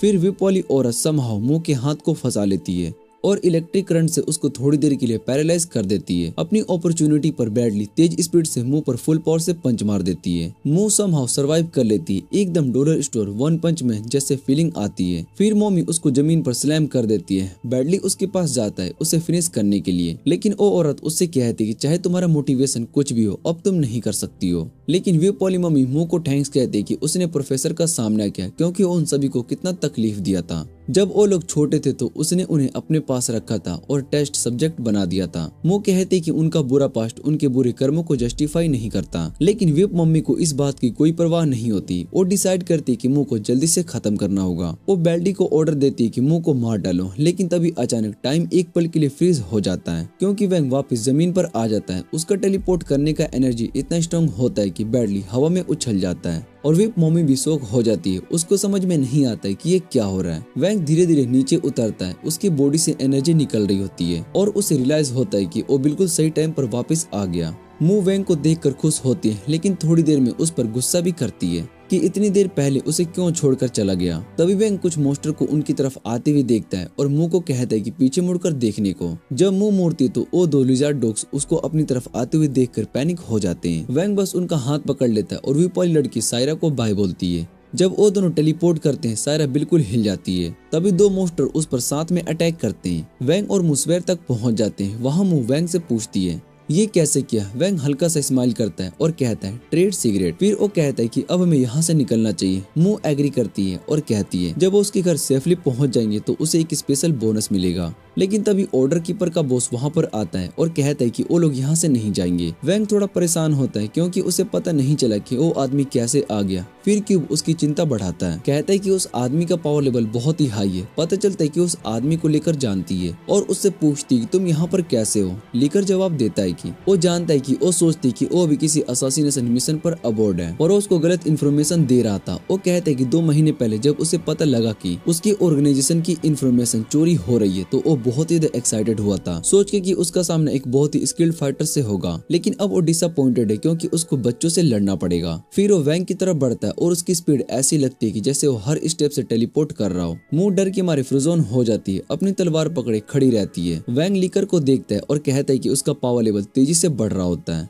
लीकर कहता है कि वैंग और मू अभी उसके वक्त के लायक नहीं है, पर अगर दोनों अच्छी ट्रेनिंग ले तो वो ग्रो कर सकते हैं। लीकर कहता है कि उन बेवकूफों से कई बेहतर है। वो उन्हें हराता है और फिर ऑफर करता है कि वो उन्हें अपनी टीम में ले लेगा। धीरे धीरे अपना हाथ मुंह की तरफ बढ़ाता है जो कि इतनी डर गई होती कि हिल भी नहीं पा रही होती है। तभी वैंग उसका हाथ पकड़ लेता है और मुंह को उसकी होश में लाता है। लीकर गुस्से में पूछता है कि तू क्या चाहता है, और बिना किसी वार्निंग के वैंग उस पर अटैक कर देता है। लीकर अपनी स्पीड से वोंग को पीछे ढकेल देता है, पर जब लीकर की स्लेव फट जाती है तो वोंग देखता है कि उसकी नाइफ उसके लोहे जैसे स्किन को टक्कर नहीं दे पाई। लीकर अपना हाथ एक बैटल एक्स में डाल देता है और वोंग पर जोर से स्विंग करता है। वोंग बस डोज कर पाता है और धीरे धीरे पीछे हटने लगता है जहां उसका पोजीशन अनकंफर्टेबल हो जाता है। लीकर सोचता है कि अब फिनिशिंग वो मारेगा। तभी मुंह इस मौके का फायदा उठाकर उसके पीछे से अटैक करने की कोशिश करती है, लेकिन लीकर अपना एल्बो उठा कर देता है और आसानी से उसके अटैक को रोक लेता है। मुंह फिर से अपने एल्बो फिक्स करता है और वोंग को एक किक मारकर दूर कर देता है। वो मुंह की तरफ बढ़ता है, लेकिन तभी वैंग उसके पीछे टेलीपोर्ट करता है और उसके फेस पर किक मार देता है। लीकर इस अटैक से बहुत ही सरप्राइज हो जाता है, पर एक पल में अपना कंट्रोल वापस ले लेता है। वो वैंग का पैर पकड़कर उसे तेजी से घुमाता है और फिर जोर से दीवार से टकरा देता है। फिर अपने हाथ को स्पाइक्स में डालकर उसे छुड़ाने की कोशिश करता है, पर मुंह एक चाकू फेंक कर उसका ध्यान भटकाती है। उसके बाद वो तेजी से उसके पीछे जाकर अटैक करती है, लेकिन लीकर उसकी मूव को पहले से प्रिडिक्ट कर लेता है और डोज कर लेता है। तभी वैंग खुद उठता है और अपने टेलीपोर्टेशन स्किल का यूज करते हुए लीकर पर अपना अनप्रेडिक्टेबल अटैक बरसाता है। वो उसके फेस को चोट पहुंचाने में कामयाब होता है और लीकर पीछे हट जाता है। समझ जाता है कि उसने दोनों बच्चों को अंडर एस्टिमेट किया था। मू वोंग से पूछती है क्या हम जीत सकते हैं अगर हम साथ में लड़ते हैं। तो वैंग कहता है कि अगर हम भागे तो शायद से बच पाएंगे। फिर वो क्यूब को कहता है कि अपनी नई स्किल डिवाइन बिस्टो का यूज करें और जेम स्टोन की एनर्जी को चाकू में ट्रांसफर करें। क्यूब बताता है कि चाकू को सिर्फ 25% एनर्जी मिलेगी और फेल होने के चांसेस भी बढ़ जाएंगे और वैंग अपनी स्किल को यूज नहीं कर पाएगा जब तक कि क्यूब चाकू को इंशेंट कर रहा होगा। पर वैंग अपने प्लान पर कायम रहता है। तभी लीकर वैंग को खोया हुआ देखकर जोर से उस पर दौड़ता है और एक भयंकर पंच मार देता है। वैंग घुटनों के बल गिर जाता है और अपना चाकू खो देता है, पर उस वक्त टेलीपोर्ट करके स्पेस रूम में चला जाता है। मो उसका कवर लेने के लिए आती है और लीकर पर अटैक करती है, पर लीकर आसानी से उसके अटैक को हटा देता है। अचानक वैंग उससे कहते है कि डक और अपनी फुल स्ट्रेंथ से लीकर को किक मारने की कोशिश करता है, पर इसका कोई फायदा नहीं होता क्योंकि लीकर उसका पैर पकड़ लेता है और जोर से जमीन पर गिरा देता है। मो पीछे से अटैक करते हैं लेकिन लीकर उसको रोक लेता है। फिर उसके पेट पर किक मारता है और सीधा पानी में फेंक देता है। फिर वो वैंग की तरफ मुड़ता है जो कि अभी तक उठने की कोशिश कर रहा होता है और उसको जोर से धक्का देके दूर भगा देता है। लीकर वैंग से पूछते है कि अब तुम अपनी स्पेशल टेक्निक्स क्यों नहीं यूज कर पा रहे हो। वैंग चुप रहता है क्योंकि वही तो उसकी सबसे बड़ी ताकत थी। वही मुंह वैंग के लिए परेशान होती है, लेकिन तभी वो सीवर में कुछ कचरा तैरता हुआ देखती है और कहती है चलो तुम यहाँ से निकल जाओ। मो कुछ कहना चाहती है लेकिन वैंग उसको चुप कराकर कहता है कि बस मेरी बात मान जाओ। फिर अचानक वैंग उस कचरे के बैग को जोर से लीकर की तरफ किक मारता है। लीकर आसानी से उसे रोक लेता है लेकिन तभी मुंह अभी भी अपने पैर से गंदगी वाला पानी उसकी तरफ फेंकती है। लीकर दोनों को चिल्लाता है कि ये बचकानी हरकतें बंद करो, इन सब से कुछ भी नहीं होगा। तब वैंग एक छोटा सा पत्थर उठाता है और उसको लीकर की तरफ फेंकता है। लीकर उसे पकड़ लेता है लेकिन वो पत्थर एक बॉम्ब निकलता है जो कि उसके हाथ में ही फट जाता है। इस मौके का फायदा उठाते हुए मुंह और वैंग भाग निकलते हैं, लेकिन बॉम्ब ब्लास्ट में लीकर को सिर्फ अपनी शर्ट को ही खो देनी पड़ती है। वो जल्दी से उनके पीछे जाता है और जब मुंह उसको पीछे से अटैक करती है तब भी उसकी तलवार को अपने हाथों से पकड़ लेता है और उसकी गर्दन दबाकर दबाव बनाता है और जोर से उसको दीवार से टकरा देता है। जब मुंह बेहोश हो जाती है तब वैंग उठता है और लड़ाई कंटिन्यू करता है। वो लीकर पर अटैक करता है लेकिन लीकर उसका आसानी से पकड़ लेता है और अपनी पूरी ताकत से एक जोर का मुक्का मारता है जिससे कि वैंग खून खाता हुआ खांसी करता है। वैंग घुटनों के बल गिर जाता है पर हिम्मत नहीं हारता, दोबारा से पंच करने की कोशिश करता है। लीकर अपने पत्थर जैसे ऐप से उस मौके को रोक लेता है जो कि वोंग को और भी गुस्सा दिलाता है। फिर वो वोंग को जोर से दीवार की तरफ धक्का देता है और उसके पास जाकर धमकी भरी नजरों से कहता है कि अब मैं तुम्हें टॉर्चर करूंगा। वोंग अपनी क्यूब से पूछते है कि नाइफ को जेम स्टोन की एनर्जी से इंशेंट होने में कितना टाइम लगेगा। क्यूब कहता है थोड़ा ज्यादा टाइम, 1 मिनट से भी ऊपर लगेगा। वैंग सोचता है शायद से मैं इतना टाइम सर्वाइव कर पाऊँ। क्यूब एग्री करता है तुम्हें काफी फ्रैक्चर से और खून भी बहुत ही खो दिया, तुरंत ट्रीटमेंट की जरूरत है। तभी लीकर उसके पास आता है, उसकी गर्दन पकड़ लेता है और हाथों को लोहे जैसा कर देता है ताकि ग्रिप और भी टाइट हो जाए। वो मजाक में कहता है कि इतनी हिम्मत क्यों कर रहा है, पैसा चाहिए, मुंह चाहिए या बस कुछ पॉइंट्स कमाकर हीरो बनना चाहता है। फिर लीकर अपना दूसरा हाथ एक्स में बदल लेता है और वैंग से पूछता है कि कौन सा हिस्सा तुम्हारा सबसे कम मिस होगा क्योंकि मैं वही काट दूंगा। वैंग धीरे धीरे बेहोश होने लगता है। उसका आखिरी ख्याल अपनी गर्लफ्रेंड याओ के बारे में ही होता है। फिर उसका बॉडी लिम्प कर देता है और वो खून की खांसी करता है जो कि लीकर को खुश कर देता है। लेकिन जब लीकर सिर्फ वैंग को टॉर्चर करने में बिजी था तब मुंह चुपके से उसके पीछे आ गई थी और अपनी तलवार उसके सीने में घुसा दी, एक फटल स्ट्राइक। लीकर वैंग को छोड़ देता है जो कि थोड़ी देर में होश में आता है और मुंह से पूछता है तुम यहाँ पर क्यों, तुम्हें तो भाग जाना चाहिए था। मुंह दौड़ती हुई कहती कि मैं तुम्हें यहाँ पर अकेला नहीं छोड़ सकती थी। तब क्यों वैंग को इन्फॉर्म करता है कि लीकर का बॉडी अभी भी नॉर्मल काम कर रहा है। छाती में घुसने के बाद भी वैंग समझ जाता है कि लीकर असल में जिंदा इंजर्ड नहीं है और तुरंत मुंह को वॉर्न करता है। इस वजह से मुंह उस बूढ़े चालाकी भरे अटैक से बच जाती है। लीकर जब उस पर अटैक करता है तो मुंह हर अटैक को तेजी से ब्लॉक करके बचती निकलती है, लेकिन लीकर अपने हाथों से एक एनर्जी ब्लास्ट छोड़ता है जो कि मुंह को गिराने में कामयाब हो जाता है। वोंग मुंह के लिए बहुत ही वॉरिड होता है पर लीकर चिल्लाता है ये लड़की बेवकूफ थी जो कि मेरे जैसे ऑर्डर कीपर को चैलेंज कर बैठी। जैसे एडवांस टेक्नोलॉजी और दरवाजों की वजह से और भी स्ट्रॉन्ग बनाया गया है। फिर वो अपनी सीने से तलवार निकालता है और कहता है कि तुम फेल हो गई, पर तुम्हारी कोशिश काबिल तारीफ है, इसलिए मैं तुम्हें तुम्हारी इस तलवार से मारूंगा। तभी क्यों वैंग को बताता है कि नाइफ अब एक रेयर ग्रेड वेपन बन चुका है जिसमें आइस एलिमेंटल डैमेज है। वैंग खुश हो जाता है और उठने लगता है। वो सोचता है कि अपने पावरफुल वेपन से अब सिचुएशन बदल सकता है, लेकिन जैसे ही वो नाइफ को समन करता है क्यों बताता है कि इंशेंटमेंट फेल हो गया है और नाइफ 15 सेकंड में ही फटने वाला है। वैंग पैनिक में आ जाता है। क्यूब कहता है कि नाइफ को तुरंत डिस्कॉर्ड करो और दूर रहो, पर फिर वैंग के दिमाग में एक आइडिया आता है, इस बम को कैसे यूज करे और लिकर की तरफ दौड़ता है और उस पर स्टैब करने की कोशिश करता है, लेकिन बूढ़ा आदमी अपने हाथ से नाइफ को रोक लेता है। लिकर गुस्से में कहता है कि तुम अभी तक कुछ भी नहीं सीखे और बिना किसी रोक टोक के वैंग को एक जोर का पंच मार देता है, जिससे कि वैंग दूर जाकर उछल जाता है। मू तुरंत वैंग के पास दौड़ती है, उसकी चिंता करती है। लिकर अपनी बकवास जारी रखता है, दोनों कितने बेवकूफ हैं। फिर वो नाइफ अपने हाथ से निकालता है और उसी वक्त नाइफ फट जाता है। उस एक्सप्लोजन के साथ आसपास का सब कुछ आइस में जम जाता है। वैंग देखता है कि लिकर आइस की जेल में बंद है। वो खुश होता है, सोचता है कि अब जीत उनकी, लेकिन तब आइस में से दरार आने लगती है, स्टीम निकलने लगती है। क्यू वैंग को बताता है कि लिकर का पावर लेवल 500 क्रॉस कर गया और वो अभी और बढ़ता जा रहा है। वैंग समझ जाता है कि अगर लिकर आइस की जेल से बाहर आ गया तो सब कुछ खत्म हो जाएगा। वो तुरंत मुंह से कहता है कि भागो। जैसे ही वो दोनों भागते हैं, सीवर का स्ट्रक्चर लिकर की तेज पावर की वजह से गिरने लगता है। जल्दी वो दोनों ड्रेनेज आउटलेट तक पहुंच जाते हैं। वैंग मुंह से कहता है कि तुम पहले भाग जा। मुंह मना कर देती है, मैं तुझे यहाँ पर अकेला नहीं छोड़ सकती, मुझे किसी का इतना बड़ा फेवर देना पसंद नहीं।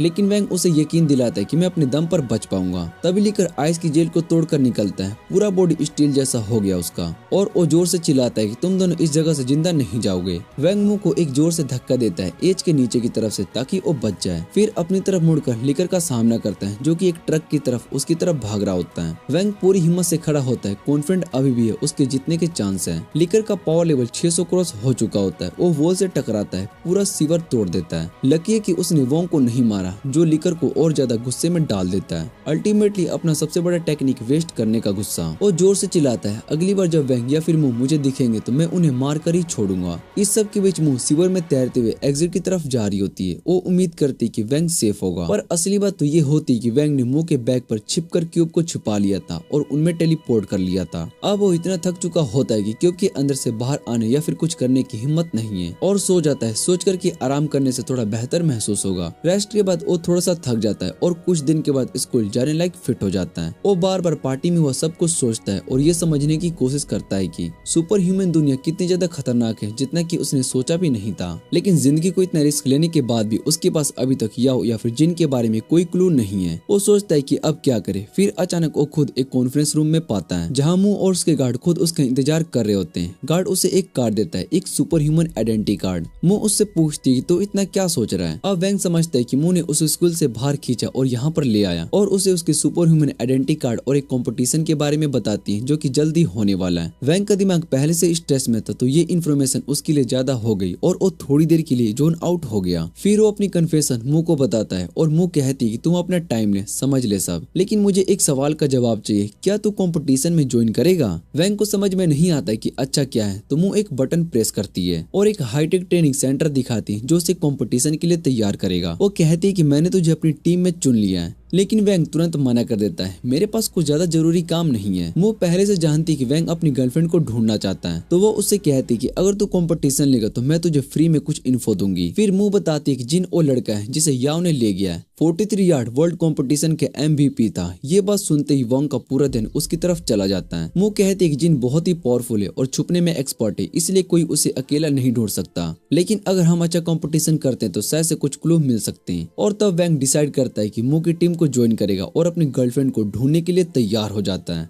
इसी के साथ ये एनिमे का सीजन यहीं पर एंड हो जाता है। अगर आपको ये वीडियो अच्छी लगे तो वीडियो को लाइक करके चैनल को सब्सक्राइब जरूर कर लेना। तो मिलते हैं अगली वीडियो में।